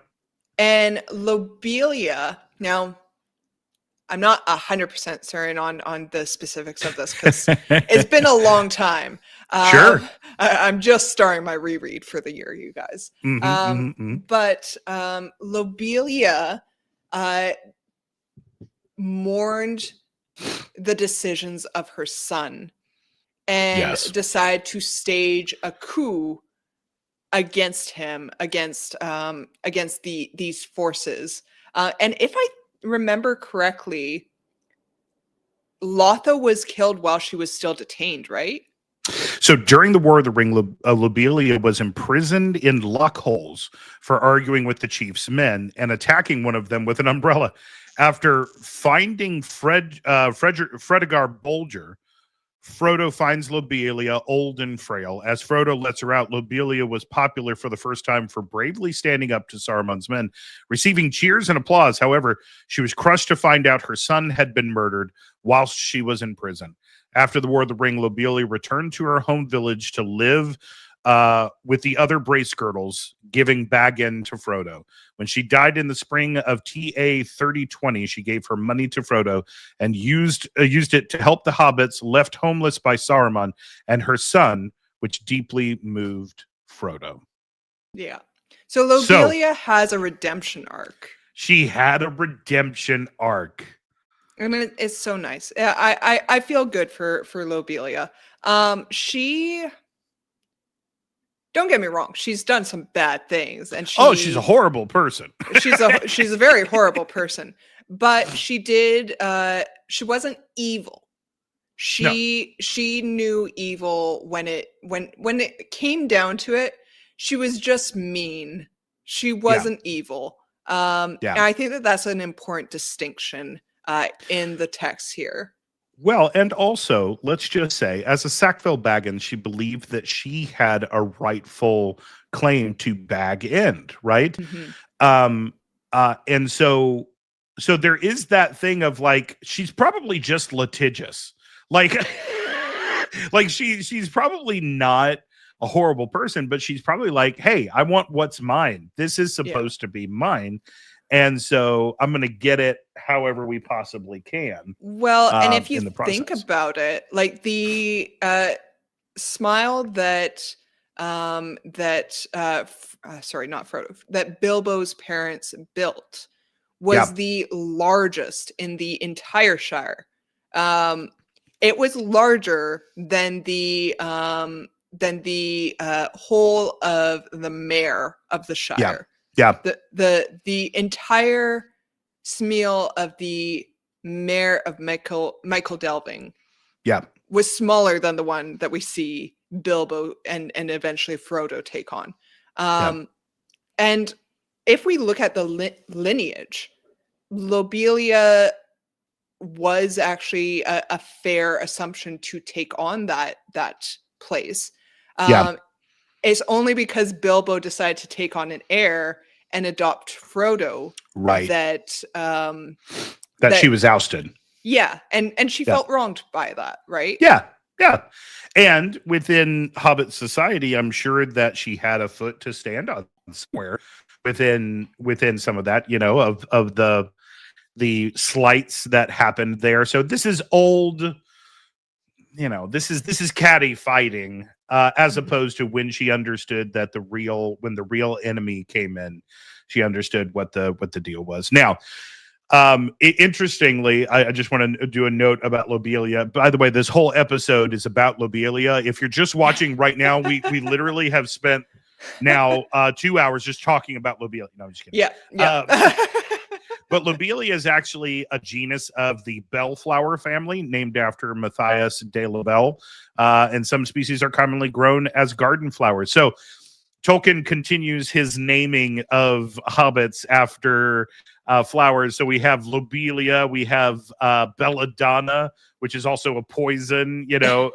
So we've got our different. Then there's Lily, which is one of Sam's kids. Rosie, which so a lot of the. It's funny. I saw a meme the other day. It's like Hobbit female names: Rose, Lily, Petunia, those kind of things. Hobbit men names: Bungo, Bango, Dumbo, like names like that. And it's so the thing about the naming schemes is some of the names, the naming schemes are actually derivatives of some of the ancestry. When we go Right. back to like Dunland and Rovanian, there's some shared words between the two. Yeah. And I think Yeah. it was either Merry or Pippin. I forget which. I think it was Mary. Ended up finding out the similarities between the two languages. When he started talking with the Rohirrim, he was like, "Oh, you guys, share some similarities with my language," and yeah, I just think that's interesting. Yeah, no, it's really good. It's really good. So after the sacking of the Shire, Saruman is now dead. The people freed. Merry and Pippin and Sam hailed as heroes. Frodo obviously goes into being a little bit of a recluse, much like his uncle. After visiting the wide world and taking the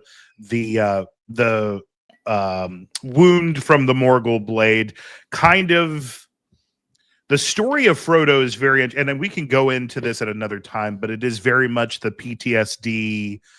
I have seen horrors in this world kind of deal, and now when I return back to the Shire, this is no longer home. It was home before I left. But now when I come back, this is no longer the Shire to me. This is no longer home because I've changed. And that's exactly what he says. He basically says, I saved the Shire, but I didn't save it for me. Right. And I think, that is a bittersweet story. The fact that he gets to go on to the Undying Lands and receive the healing of the elves and so on and so forth. And so there's a lot of that to unpack there. But we're talking about the hobbits that live on after that point. So let's recount what happens to the hobbits, what happens in sort of the history after War of the Ring is over. Yeah. So now we have King Elisar. Yes, Elisar. Elisar. Yep. Which is Aragorn, as we know him. Mm-hmm. Aragorn basically decrees that the Shire is its own free land, and they're their own independent nation, basically. Yep. And he actually forbids anyone from entering the Shire without the leave of the hobbits. Yeah. Which is kind of interesting because later on, we do see that Sam, he of course marries Rosie. They have right. 7 kids or so. Are you ready? Are you ready for him? Yes. Okay, all right. So Eleanor the Fair, Frodo, Rose, Merry, Pippin, Goldilocks, Hamfast, Daisy, Primrose, Bilbo, Ruby, Robin, and Tolman. 13 kids. He got busy. He was like, I have my Rosie now. Right. I fought all the way for this is what I did. That's great. Amazing. But he ends up becoming mayor. I lost you for a second. Oh, sorry. No, it's okay. Say what you were saying. I got mayor of Michael Delving, and then it stopped. He becomes mayor of Michael Delving, and he now has Bill the pony, who has come to live with him. His trusty steed. We have Merry and Pippin. So Merry actually becomes the Thane, if I remember correctly, right? Yes. Can I mention some other things that happens with Sam? I have it pulled up here. This is the only reason I'm saying. So Will Whitefoot resigned his post as mayor of Mickle Delving. Sam was elected mayor in the Shire. Just wanted to mention that. It is an elected position, and Sam got the votes. I don't know if he ran unopposed, but um, it would be the first of his 7 consecutive year terms that he was the mayor. After his election, he established the rule of succession and inheritance in situations such as the headless Baggins family, since Bilbo and Frodo went to the sea and was impossible to presume death. During his service, King Elisar appointed him mayor and counselor of the North Kingdom in SR 1436. He met King Elisar on the Brandywine Bridge and was awarded the Star of the Dunedain in SR 1442. He left Tolman Cotton Jr. as deputy mayor so that he rode to Gondor with his wife and his daughter Eleanor, maid of honor to Queen Arwen, to spend a year there. When Eleanor met Fastred of Greenholm, he requested from Thane Peregrine to make him warden of the Westmarch in SR 1462. After his wife died, Rosie died in Fourth Age 61. Sam left Bag Inn and went to the Tower Hills, where he was last seen by Eleanor, entrusting to her the Red Book. According to her, he went to the Grey Havens to sail across the sea and be reunited with Frodo in the Undying Lands. Aw. Oh, Sam. Isn't that great? That's so great. I'm glad that Sam goes off to the Undying Lands, because me too. It was a sad moment when he parted with Frodo. It was. The two of them shared so much. They did, and it was really rude of Frodo to just like, oh, by the way, I'm leaving. You've got 30 seconds. That's a lot to no, that's valid. Unpack. Yeah, that is valid. Talking about PTSD, but yeah. So Mary ends up becoming the Thane of the Shire, which going back through the history, the Thaneship was always the person who represented the will and kind of the voice of the king of Arthedain, way back when the Shire was first established. Yes. And it has always passed down through the Tooks. So Tooks have always been the Thane of the Shire. Right. And it was an honorific after Arnor fell. But the Hobbits still kept it up. They were like, yeah, you're Thane. That's important. Now with Merry, he was in line to be Thane of the Shire.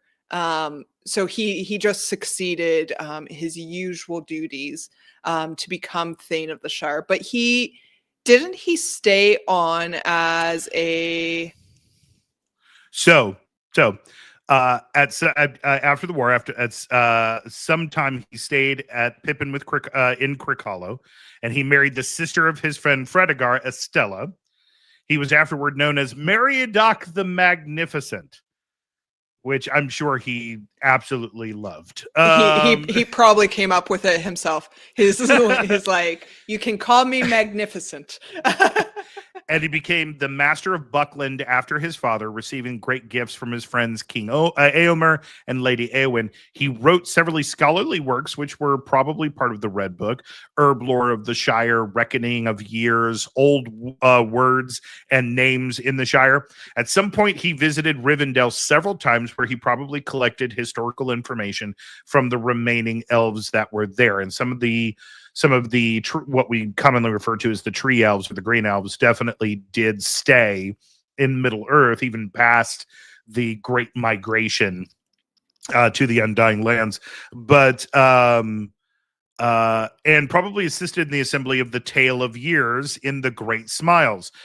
In the Fourth Age 13, he was made with Pippin and Sam counselor of the North Kingdoms. In 63 of the Fourth Age, Meriadoc was 102, but still hale. That spring, he received an invitation from King Eomer. With his friend, they resigned from their offices and came down to Rohan, presumably after the death of his wife, where he was known as Master Hobbitula. Yeah. And Hold Wine of the Shire. They stayed in Edoras with the king before he died that autumn, and then they traveled to with King Aylmer before he died that autumn, and then they traveled to Gondor with Pippin, where he was known as Master Parian, and spent their remaining years. They both were laid in Rathdinnen, and it was said that upon King Elisar's death, their bodies were placed beside him. Oh, that's so great. And now as you read it out loud, I realized that I'm confusing Pippin and Merry. It was, I was Pippin. Like, right. Pippin was the Thane. As soon as you said Master Buckland, I'm like, yep, okay, yep. He took over Brandywine Hall. He became Master of Buckland. Sam became mayor, and then Pippin is the one who took over Thaneship, which is not the person that you would think would take over the Thaneship of the Shire for any stretch of the imagination. Pippin is I like to imagine that Pippin was like, "Oi, you guys got fancy tiles. What about me? What about me? I helped. I right? should get a title." Yes. In fact, he was the one who convinced Treebeard to go to war against Saruman. Well, and Pippin played important roles in the Lord of the Rings. Like he was the reason that Gandalf got reincarnated as Gandalf the White. True. It's true. Direct actions led to the death of Gandalf, which then led to the reassigning of Gandalf. Yeah. So return to the Shire. When Pippin and the other hobbits returned to the Shire, they were enraged to see what had happened in the peaceful corner of the world. Pippin went off to Tookland to raise the Tooks in rebellion. And when he returned for the Battle of the Bywater, he brought 100 strong hobbits with him. Pippin and Merry jointly commanded the Hobbit victory, and their names were placed at the top of the roll, commemorating those who fought in the battle. Pippin and Merry were heroes and would tell the other hobbits stories of their travels to far-off lands. They would often go out abroad wearing their armor. Pippin had remained a knight of Gondor, and the people thought that they were lordly, a position likely enforced by their extraordinary height caused by the Ent drought. They were at least 4 or 5 or taller. Taller than Bull Roarer Took is a note that it says here. In SR 1427, at the age of 37, he married Diamond of Longcleave, and they had a child together. Yeah, it's not like Daisy. So I have a theory, and I just it's probably not a good theory for Tolkien for a Tolkien audience or conversation. But there is certain professions that individuals who have precious gemstone names, flower names, or state names go into usually. So anyway, all those that dang hobbits.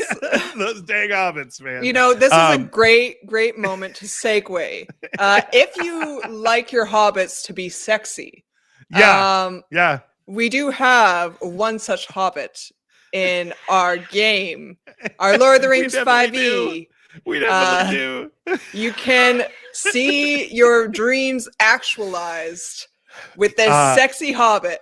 Sexy hobbit. Yes.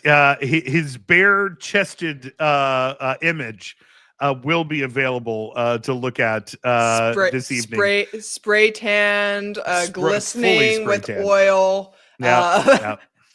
Yeah. This is the Hobbit you're looking for. Tonight, 7 p.m. Eastern Standard Time. And that is where you'll be able to see them with our second episode of the Lord of the Rings 5e that's happening tonight. So, and then Thaneship and SR 1434 for our good friend Peregrine. Pippin succeeded his father, Paladin, by becoming the 32nd Thane of the Shire, was also made Counselor of the North Kingdom by King Elisar. In 1436, King Elisar rode north to meet Pippin, Merry, and Sam on the Brandywine.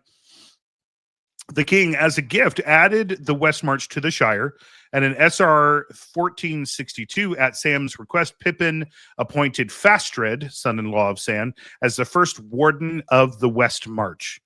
As Thane, Pippin collected a library of the historical information of the Great Smiles, especially information relating to Numenor and the heirs of Elendil.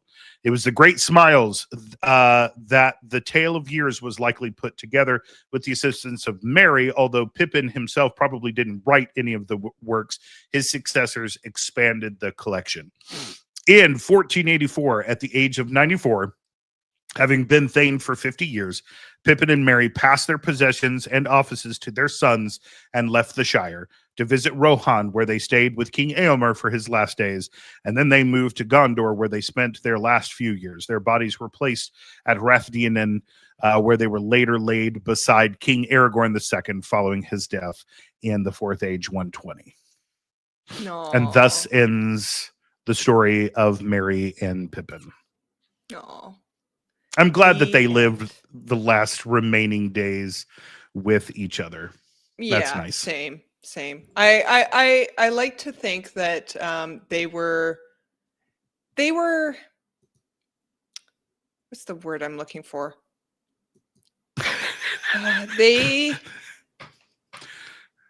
Sorry, I think my video's frozen now. No, yeah, it's fine. It's fine. I'm looking at it too. I'm watching it. It'll come back. You know, it'll come back. But there we go. Oh, there we are. Yep.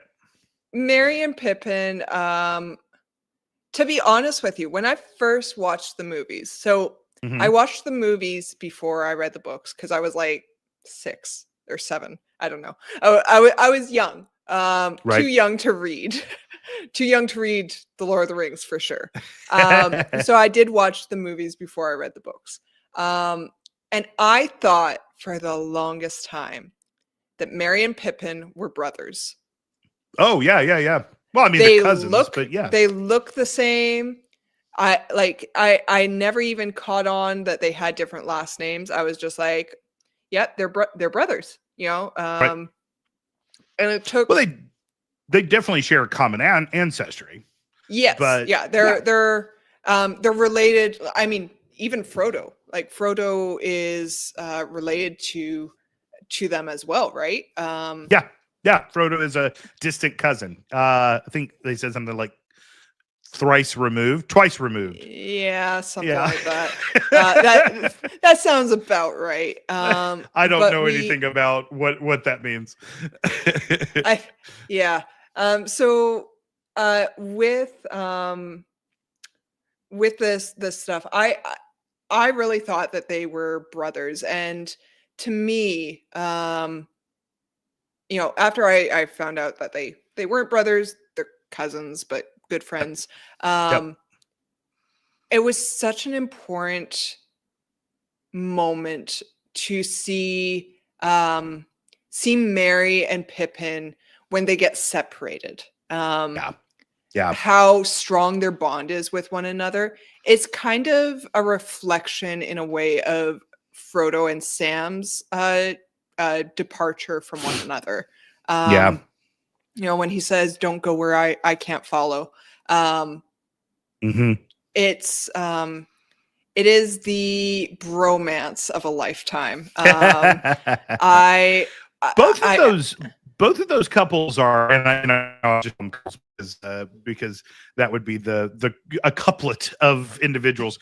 But Merry and Pippin and Sam and Frodo, both of those groups of guys their relationships with them are so strong and continue to be part of the theme of the story throughout the Lord of the Rings books. Yeah, and I think it's important that we see the strength of their relationships and how strongly hobbits feel about family and about maybe not even blood relatives, but you know, your choice of family, right? Who you choose to make as part of your loved ones. And it's a driving force in why they decide to do what they do. It's a driving force in why Pippin and Merry, when they're faced with the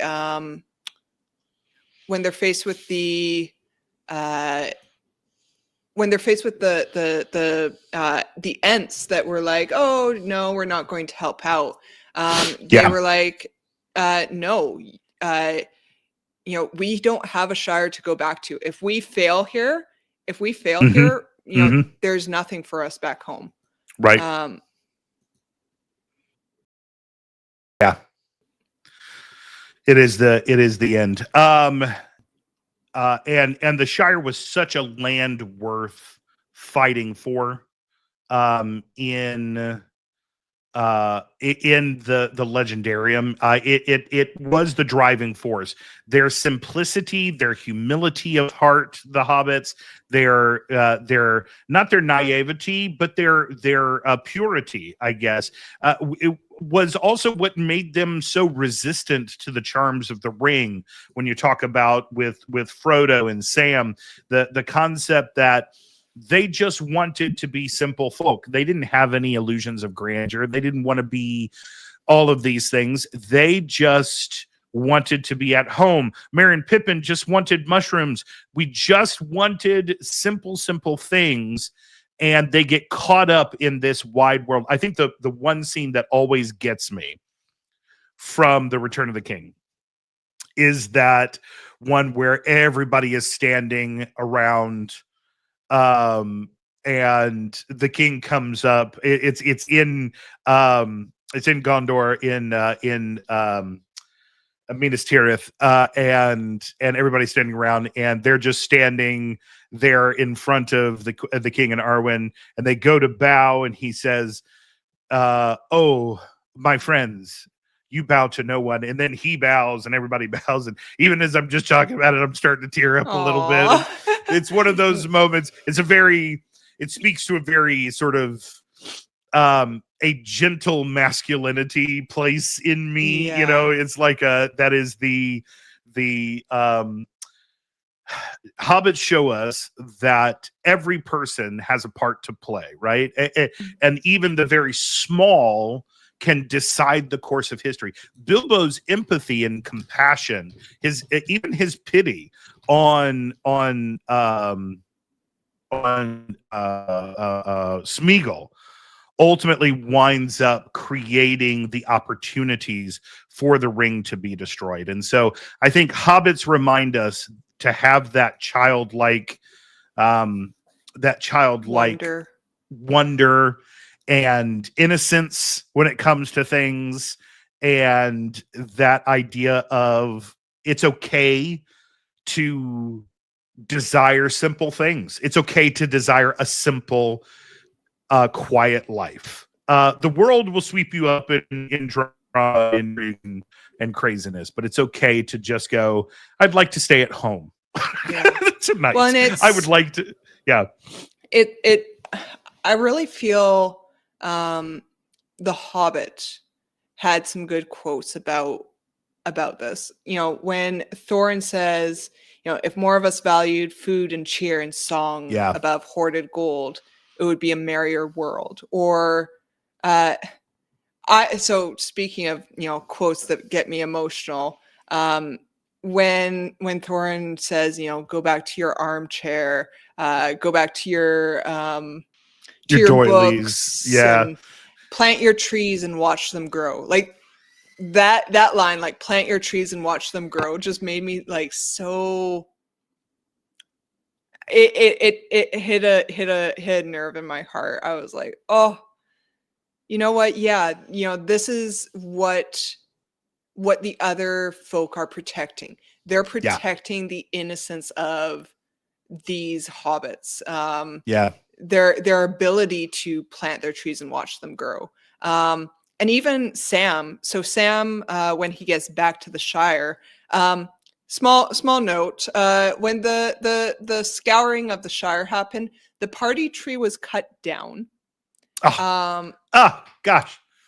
And the great big tree in the middle of Hobbiton that all the birthday parties, all of the merrymaking and festivals, everything occurred at the party tree. And Sam took the acorn for the Malorn tree that Galadriel gave him. And she also gave him like a box of dirt. Some of the elven dirt, because elven dirt works better apparently.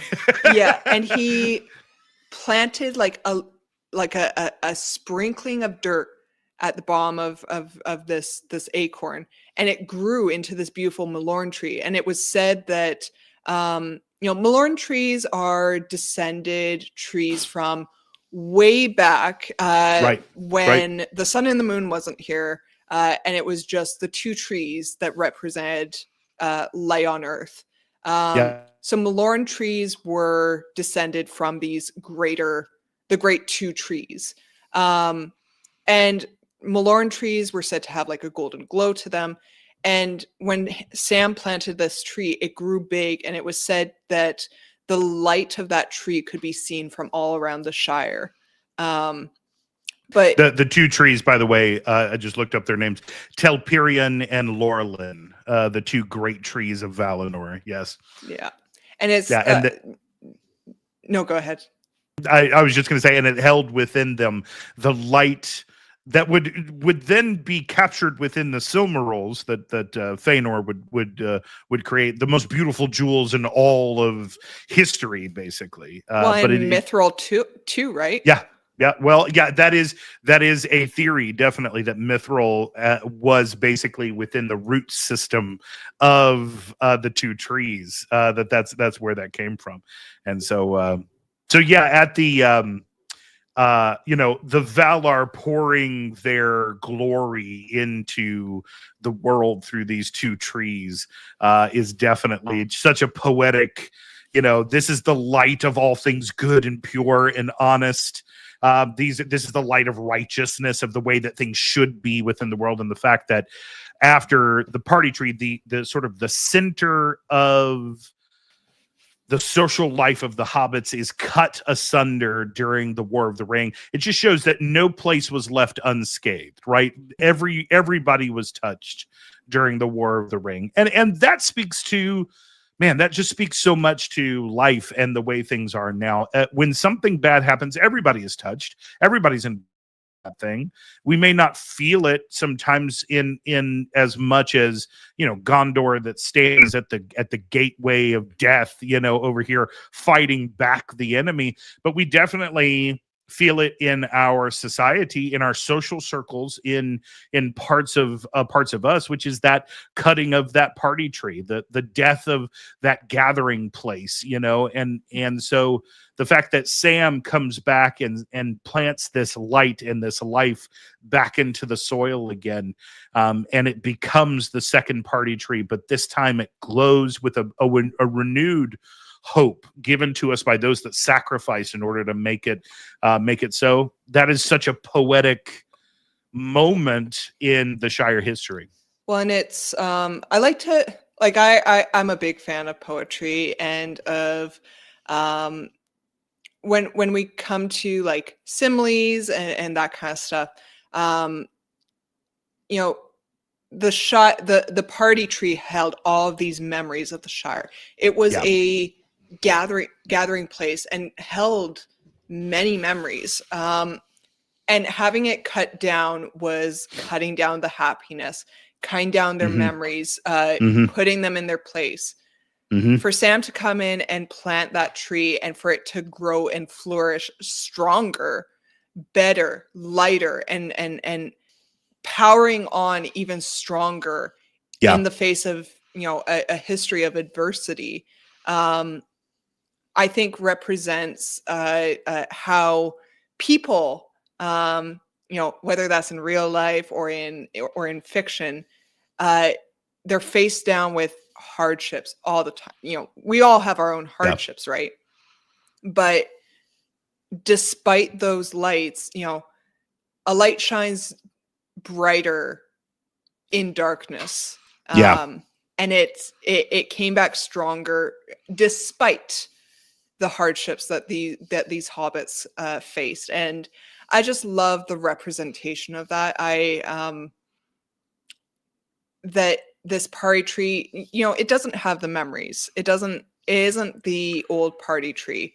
But there's lessons learned now. The old one had memories from a place of isolation and ignorance, and really a lack of knowledge of the outside world and what was happening to it. And this Yeah. new one will hold memories where everyone who looks on that tree says, how did we get a fancy tree like this? Yeah. Yeah. It is definitely an informed, a newly informed community, right? Of going, hey, there's a wide world outside this one. And that's amazing. Now, unfortunately, as we learn within the histories, that hobbits still do exist to this day. They live within the world that we live in. However, they use their craft to hide away from man, and we may catch sight and glimpse of them in the corner of our eye sometimes, but they are hiding from us. They don't want to interrupt. They don't want to be interrupted by the big folk at this point. They want to stay safe and secure in their own places. And so Tolkien gives us that. Tolkien gives us that moment of, hey, fairies do exist. Fairy stories are real, and they do exist. This fourth age, you're still in it, and these hobbits are around. If you look for them enough, you'll be able to find them. But only those who humble themselves past the concerns of the big folk can ultimately join in with these hobbity peoples now. So, Yeah, I think it's great. I think a good quote to summarize kind of some of the stuff that we're talking about here actually comes from Fellowship of the Ring. When Frodo says, I should like to save the Shire if I could, though there have been times when I thought the inhabitants too stupid and dull for words, and have felt that an earthquake or an invasion of dragons might be good for them. But I don't feel like that now. I feel that as long as the Shire lies behind, safe and comfortable, I shall find wandering more bearable. I shall know that somewhere there is a firm foothold, even if my feet cannot stand there again.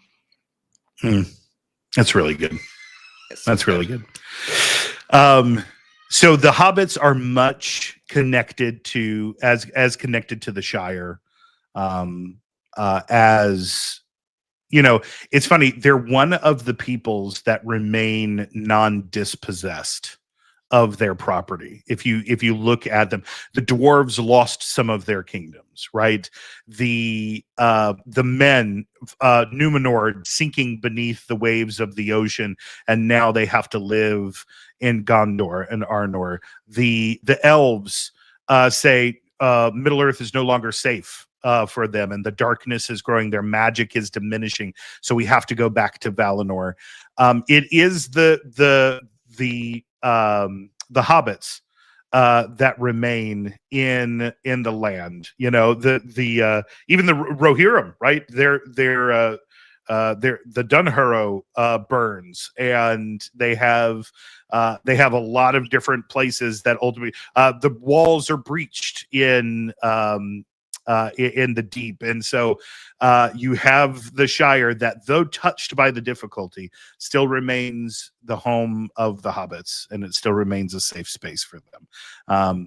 Probably due to the actions of 4 particular hobbits, maybe 5 if you consider Bilbo, but maybe 6 if you consider Gollum.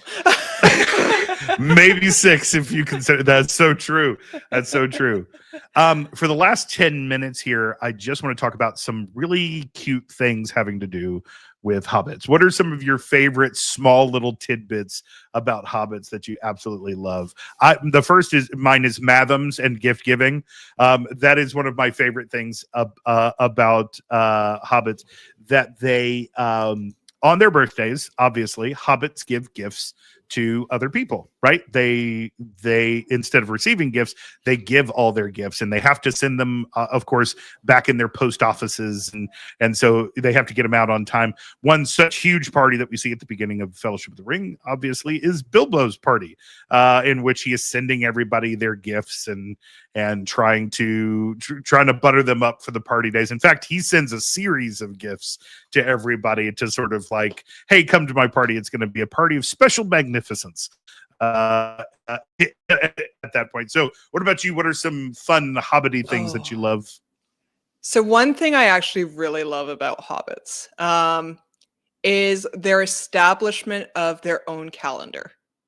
Yeah. I love that they came to the Shire and they were like, we don't care about the outside world anymore. This is year one. Right. We don't care about what's happening outside. This is our thing. I love that. I love that they are so disconcerted with everyone else around them that they create their own calendar. I think that's I love that. Brilliant. That is definitely brilliant. I think that yeah, it's so good. Sorry, I was thinking about their calendar and how it matches with the other calendar, and now I have to go through, and I have to, when I want to know something that happens in the Shire, sometimes I have to like switch between the two calendars of like, all right, well, what's happening in the outside world versus what's happening in the Shire, and you literally have to do some of that cross determination. But I love that. I also love the fact that as a largely agrarian society, that they are farmers, and one of the things that they farm is pipeweed. Now let's talk just a second about pipeweed, shall we? Yeah. Because it has been posited that pipeweed is in fact not tobacco, that it might be another substance altogether. I think the intent was for it to be tobacco, but the way that it comes off in like there's one quote where Saruman says something to the effect of your love of the halfling's leaf has dulled your senses. Yes, exactly. Which tobacco doesn't do. Well, yeah, right. That does not work with tobacco. So it's that's a curious thing. I love that hobbits developed this. Yeah. Like so before hobbits, this did not exist elsewhere. Right. Who was it? It was wait, I have the name. I do have the name. I have this written down because it's an important fact.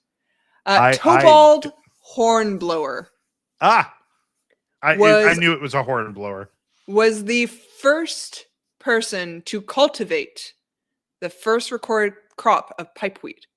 And this was in 1070 of the Shire Reckoning calendar. So this is only about 300, 400 years before the events of the Fellowship of the Ring. Yeah. Yeah. So you definitely have a new cultivation of a new, I mean, it's a hobby. I guess it's a hobby. What is it? It's not a vice. Is it a vice? It is good question. We'll call it a hobby. We'll call it a hobby because there is a lot to it. The growing, the cultivation, the blowing of smoke rings, which is it is definitely a competition. Yeah, it's an art. It's an art form. So there is a whole life, which just shows you like the gentleness of the life of hobbits, that they're like, are you going to blow smoke tonight? Yes, I'm going to blow smoke tonight. All right, well, let's compete in blowing smoke tonight. And so that's kind of the thing that winds up happening. But I love pipeweed. I also love the fact. Yeah, go ahead. Oh, sorry. I was just going to say that.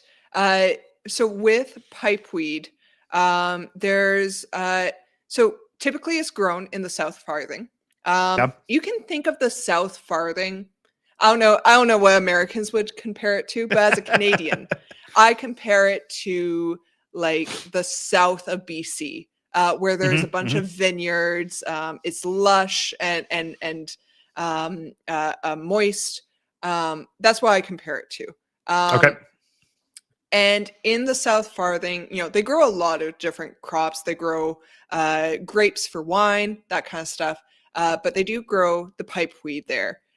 It's interesting to note that Bree, so in Bree, there are like some straggler hobbits, and they have tried to grow pipeweed outside of the Shire, but it sucks. It is not good. I love it. If you want, you need proper long bottom leaf. Right. Right. In order It's the to best. Yes, yeah. If you take your craft seriously, you grow long bottom leaf. I'm just trying to see if I have the name of the other. There's another pipeweed. Oh, Now we're both looking. You got me looking for it now. I want to know. Yes. Also, the fermenting of drinks. Also, another one of those. Um, another one of those hobbies that the hobbits are known for. All right, here we go. Pipeweed. I'm looking. I'm on. By the way, I'm on Tolkien Gateway right now. I'm going to jump over to that scene, so we can get in it. Yeah, here we go. Old Toby. Old Toby. Old Toby. Old Toby. Yep. And Southern Star. The Southern Star leaf. And if I remember correctly, Southern Star is the one from Bree.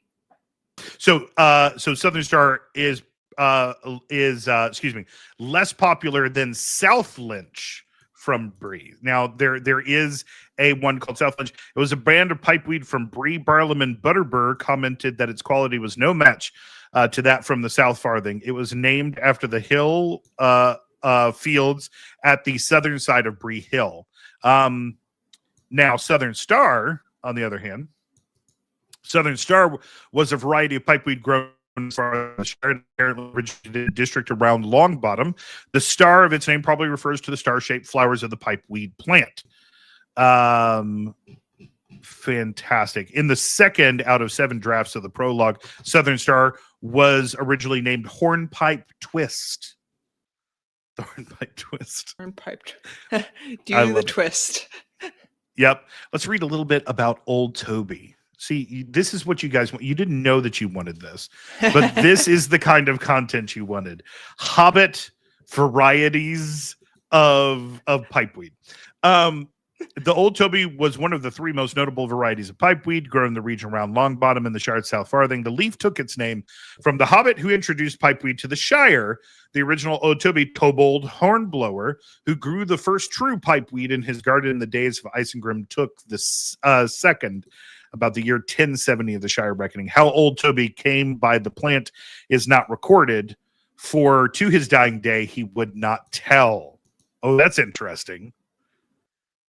It's a mystery. I'm trying to run this this Shire one shot.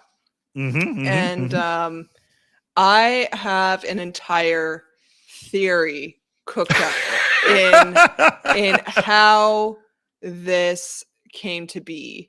And I like to imagine that it came out of desperation. Because here's the thing. On average, people do not smoke plants. No. I'm always interested in like the phyology of plants. Like someday somebody went like, I wonder if I crushed that and put it in water, I wonder what it would taste like. Yeah, that is always the thing for me. There's like, so many things like that where it's like, who thought of coffee? Like, who was like, okay, we're going to take this bean, we're going to roast it, we're going to crush it. Right. And then we're going to pour hot water on it and it's going to make something amazing. Like, there's so many things like that, like milk. Who was like, yeah, I should that drink that. that looks delicious. You know, I want to put other, that in a bowl of Cheerios. the other one that gets me, so as I'm very much like I love biology and I love psychology and I love sort of like looking at the natural survival instinct of man in terms of our biology and stuff like that. But one of my favorites is like, that plant hurt my mouth. I want to put that on food. That needs to become a food immediately. And I'm like, who does that? Who's like, ow, ow, ow, that really hurts. That's good. Let's do more of that. I need more mouth hurt in my life. I need more mouth hurt in my life. That's real flavor, guys. Is when your mouth hurts. I mean, can you imagine like living the bland life of pre-spice, pre-sauce, right? life, and you're like, man, I really wish this chicken didn't taste like chicken. Oh. I'm going to put a plant on it. Wait, let's see what this does. Boom. It's now a sandwich. It's now a sandwich. So I heard that this is getting wildly off topic, but I heard that the thing with coffee was that the original guy, he was like a South American farmer, and he started noticing that his goats were super hyper from this plant that he had in his part of his property. And so they would just like be jumping around and all that stuff. They just got super hyper during a certain part of the day. And so he went back there, and sure enough, it's a coffee plant that was growing back there. And he goes, well, if this makes them hyper, I wonder if it has some kind of medicinal properties. So he goes in and he's like, all right, so here's what I'm going to do. I'm going to try it like a tea first. I'm going to take the bean, I'll squash it up, I'll put it in water. He did it with the leaves first, and then he does it with the bean. I'll put it in water and see how it tastes. And he tasted it and goes, oh, well, this is why they're eating it. And sure enough, coffee is born. We have goats to thank for coffee. There you go. Those goats.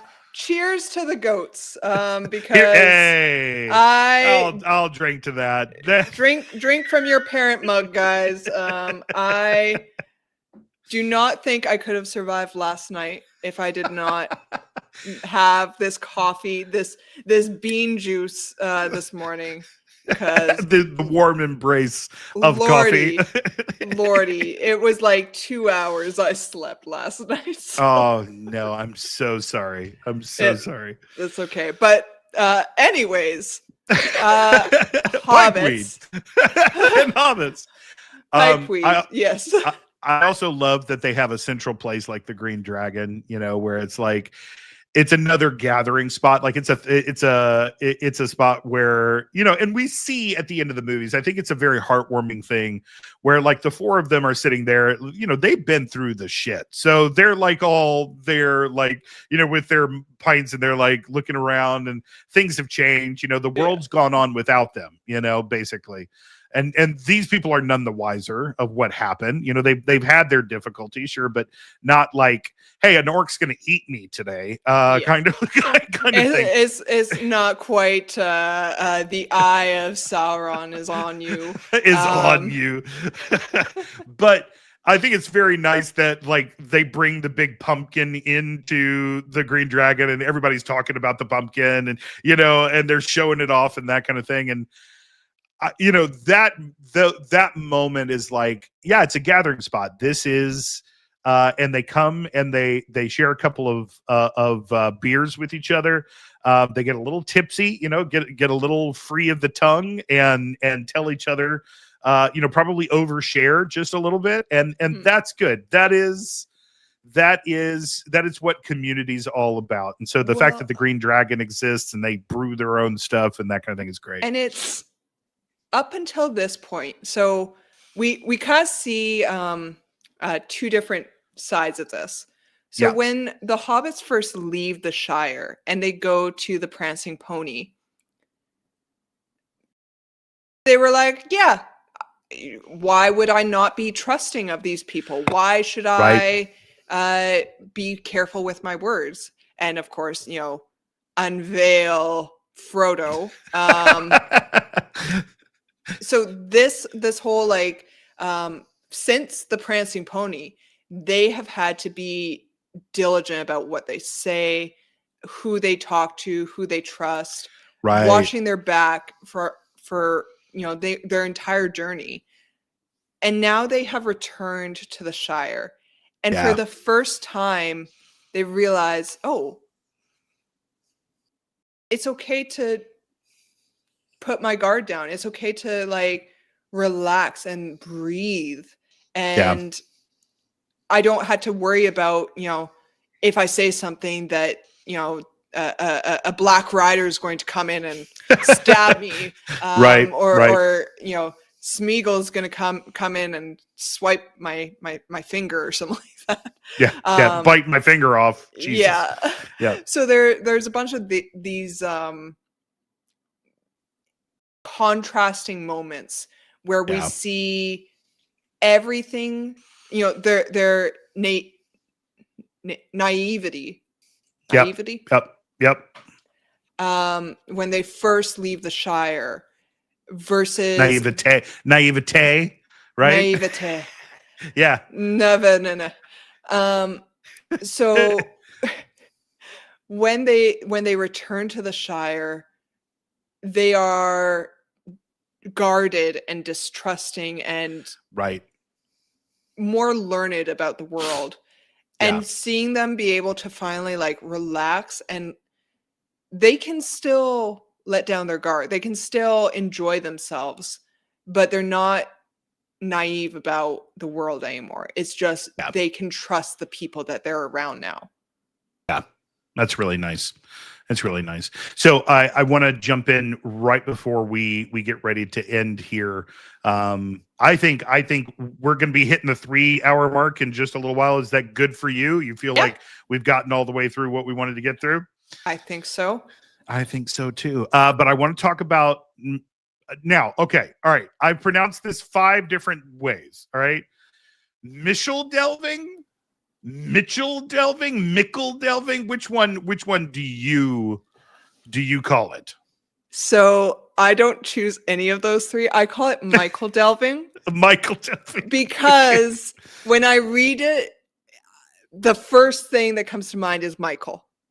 It is not okay. It is 100% not how it is pronounced. Yes. But I cannot break the habit now. So it's forever Michael delving. I love I'm going to call it Michael delving then. Then that's where we're at. We're going to be unified. My lane of improper pronunciations. We may be wrong, but at least we're going to be wrong together. Yeah, we're united on this front. Our pooling of ignorance. Yay. All right. So Michael delving is the chief town of the Shire. You don't actually catch this in the movies at all. And it doesn't talk about it that much in The Lord of the Rings as well. It mentions it, it pushes past it, and that's the end of everything we know about the Michael delving. But the cool thing is that there's a lot going on in the Michael delving. So there is it is the capital of all the farthings, right? It not the farthings, the farthings. Yeah, farthings. Yeah, it's the capital of all the farthings. It's the capital of Hobbiton. So the mayor resides there. It also has the postmaster and the sheriff. By the way, people that protect the Shire. So we have several different declinations of those people. We have the sheriff, which is an elected position like the mayor, and he is in Michael delving. We have go ahead. Yes. I actually had to correct you on this. Oh, okay. All right. I'm good. Yes, so, this is good. The mayor of Michael delving is the first sheriff. He is the leader of the sheriffs. Now, in each of the 4 farthings, there are 3 sheriffs that report to the first sheriff, the mayor. Gotcha. Gotcha. So each north, south, east, west farthing all have 3 sheriffs. And underneath the sheriffs, you have your my brain just blanked. Bounders. Bounders. Thank Bounders. you. Yes. Bounders. Yeah, and that's what I was going to talk about next is the bounders that come from the sheriffs. Go ahead.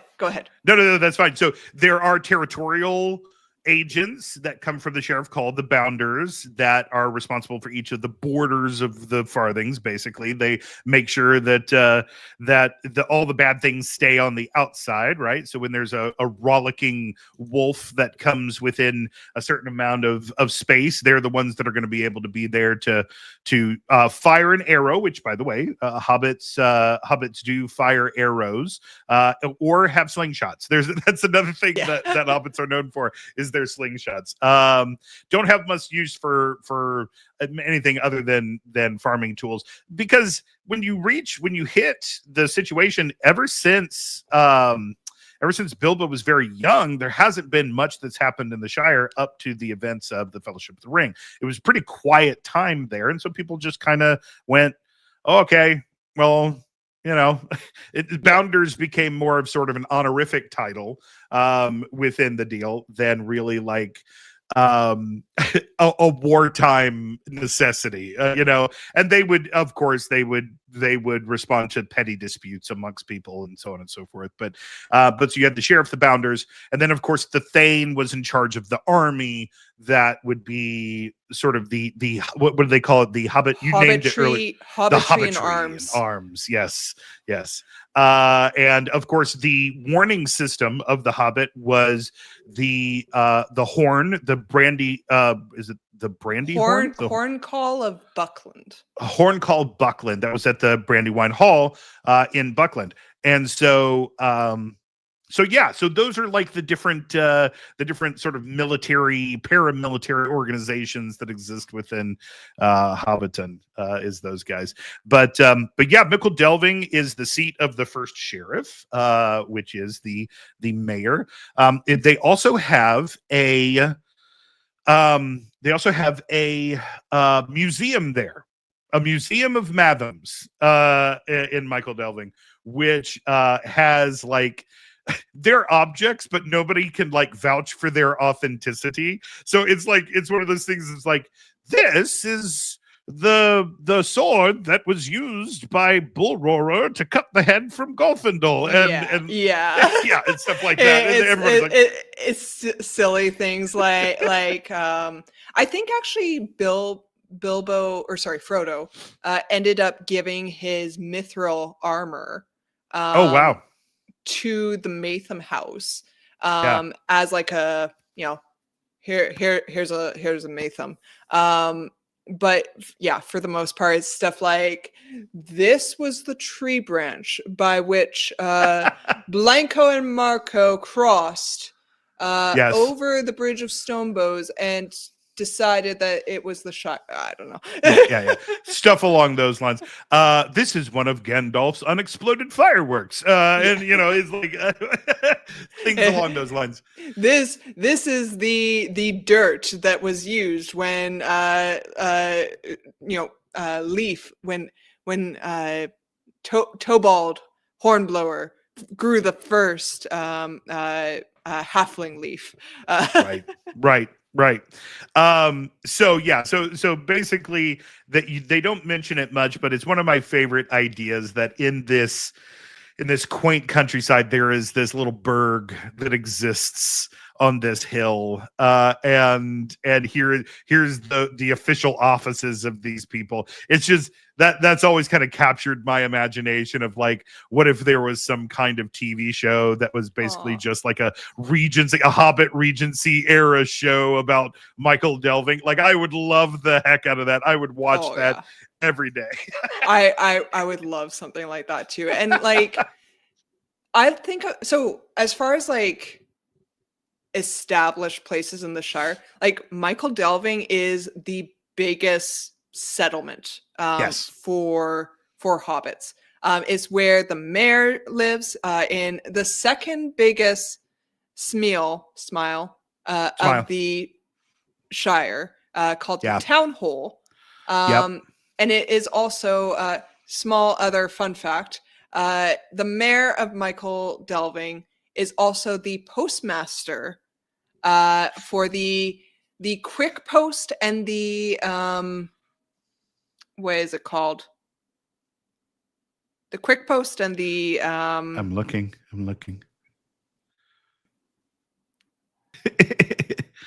oh my goodness, brain. That's all right. Postmaster. Here we go. Postmaster of the Shire, head of the messenger service. Messenger office- service. Yes. Yeah, the messenger So service. the difference between these two, it's basically two different mail systems. The messenger service is for all your regular mail in the Shire. So you have, all your letters, your Amazon packages, all that stuff goes through the messenger service. Yep. It's a X to X day wait. You mean your Lothalorian services? Yeah. Amazon, Lothalorian. Yeah. Anyway, Great Big Woods. Go ahead. Yeah. It's great. You can order all sorts of things on Lothlorien.com. On Lothlorien.com. But the Quick Post was like the official mailing service for professionals. So all of the Hobbit professionals. Yeah, like the anything that was coming from the mayor's office or for sheriffs, like anything important and professional was sent through the Quick Post, which had a team of quick runners who would literally just run across the Shire to deliver mail or packages of great importance. Yeah, I love that. I love the idea that in this little town, like there's stuff for such urgency that you need quick runners, like quick. The Quick Post. If this doesn't happen right now, like the Yule Ball. We need to order new frocks for the Yule Ball. Quick. That's amazing. Well, and if you think about it, you think about Bilbo's party, he had to have enough. So, he talks about a baker and a person that did the decorations for a party and things along those lines. So little Hobbit entrepreneurs did exist and did, sort of find their place within this ecosystem that was the Shire, this ecosystem that was the Hobbit. Well, and if we think about it, because we kind of mentioned it earlier, like the Shire was it was its own like little isolated community. Everything was all the trade and services were all within the Shire. So it makes sense that, there were clothing designers, there were jewelry makers, there were probably hairdressers, like there were all sorts, whatever you can theorize as being a necessary or maybe not necessary, but preferred commodity or service would have been provided by your hobbits. Michael Delving. Yeah. And so there was an ecosystem, a currency ecosystem. I think they said that their standard piece was like a copper piece or something along those lines that they would use. Yeah. So the way that typically went was gold was, throughout all of Middle Earth, gold was not a commonly used currency. A lot of the gold was held up in the dwarves had a lot of gold. And a lot of that gold was with Smaug. When the Erebor. During the fall of Erebor, so a lot of gold was held up there. It's kind of the idea of when you put money in a piggy bank, it hurts the economy. They want all the money to be in circulation to better the economy. That's basically what it was. There was a piggy bank, Smaug's piggy bank, Yeah. So gold wasn't a commonly used currency, and to be honest, you probably would have gone looks if you used gold. Yeah. In fact, it was Bilbo that comes back with the chest of gold that from this whole engagement that everybody's like, he's a millionaire. Like he's the richest guy in all of Hobbiton now, and he definitely got some sidelong glances from some Sackville Bagginses about like down in the tunnel. It was at the beginning of the Fellowship of the Ring. Is like down in the tunnels, or is all his millions of gold. Yeah, his hordes of gold. His hordes of gold that he has stored down there. So and he's like, oh, I forget if it was one small chest or three small chests, but it was, hardly anything. It was hardly anything, which is the same result as Gandalf saying, if you're talking about the dragon, I was barely involved. I would argue he was barely involved. He just got them going. He gathered the things, and then he went off to Dol Guldur. Look, someone who incites a riot, we still charge. Just a heads up. I don't know if that'll hold up in Hobbiton court. Well, it didn't hold up in ours either. Anyway, so I think the reality is that I think Hobbiton is such an interesting area. We don't see the books or the movies. We spend a lot of time in character development of Bilbo and those people, but we don't get a big look at Hobbiton. And so, hey, Amazon, if you are paying attention, if you're watching, firstly, sponsor us. Secondly, I just want to say, if you write a mini-series drama about the life of hobbits in Michael Delving, that I will watch. I will watch it so many times. You will get such ad revenue off of me. Anyway, so there's that. There has been, sorry, this is a small aside, but there has been discussions that Amazon would like to do more Lord of the Rings based series, but it all depends on your support of Rings of Power. Let me just say, the Phoenix and I, the opinions expressed by Phoenix are not necessarily the opinions expressed by the Kindly Cleric or the Kindly Cleric affiliates. I think I enjoyed pieces of the Lord of the Rings, the Rings of Power. And I think there is a fandom war that is currently going on about all this. Don't get me wrong. I know that's a divisive topic. Yes. That's why I don't talk about it much. But I am a fan of Rings of Power. And if anyone wants to hate on me for liking my thing, I would quote for you something that went to the effect of, attacking someone for what they like is like putting on a full suit of armor and attacking a hot fudge sundae. Don't true. hate on me for my likes. That's very true. You leave me alone to like the things I like. I like my things. I will continue to like my things, and no hate will divide me from liking my things. I'm still gonna watch it.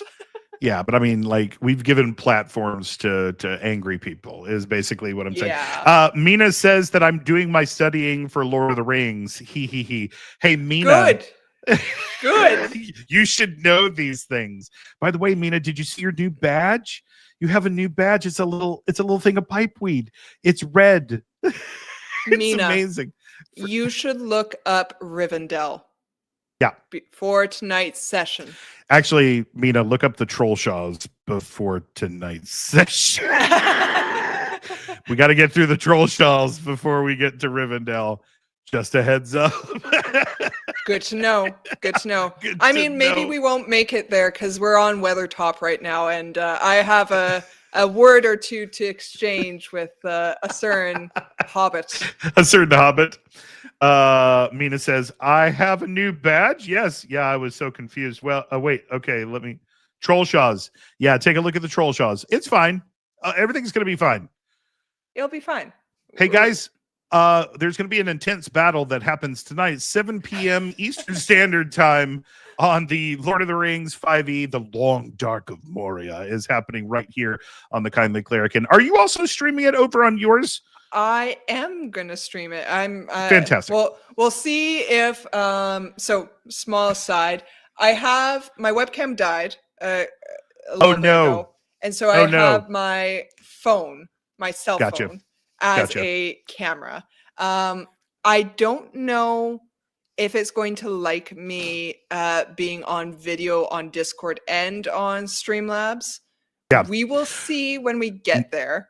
Now, here's the deal. I have redone all of our graphics. I am going to be processing everybody through. Through Ninja. Through Ninja. Oh. Yeah, so I can give you all of their things. So yeah, there you go. There you go. Now I know. I will be. I probably won't have anything prepped for tonight, but I will at least grab the pictures of people, and then I will work on a proper thing so that it looks okay on my stream. I have a cool intro song, so it makes me happy when I stream it. That's fantastic. I'm trying to put together. We got to get art for everybody, like real art, not AI or I have a person that I'm commissioning. Okay. She hasn't started it yet because I'm second in line, but she does really, really good art. She's fantastic. So I'm commissioning her for some art for Tora because I really feel strongly about having good art for her. Yes, most definitely. I may actually see if I can commission her as well, if you'll send her information to me. Yes. Because I would love to get the whole cast in there as well to make it look nice and uniform. And that's when we'll do our opener, a really cool opener. So we'll work on that. But David, there's a really cool opener that I have. Okay. It's a send template. It to me. I should send it your way. It's a really, really cool opener, but I don't have. I always had it in my mind that I would use this opener if I got a campaign going, because it's not. It's way too elaborate and too much work to do for like a one shot. But for a campaign, it is so cool. It is so cool. Is it After Effects? Yes, it's After Effects. Yes. Okay, cool. And I'll send it to you. I'll send you the link to the Envato for it. But is it cool? It's like I don't know how to describe it, but if you did character art for each thing, it would be like splash character. Yes. Splash character.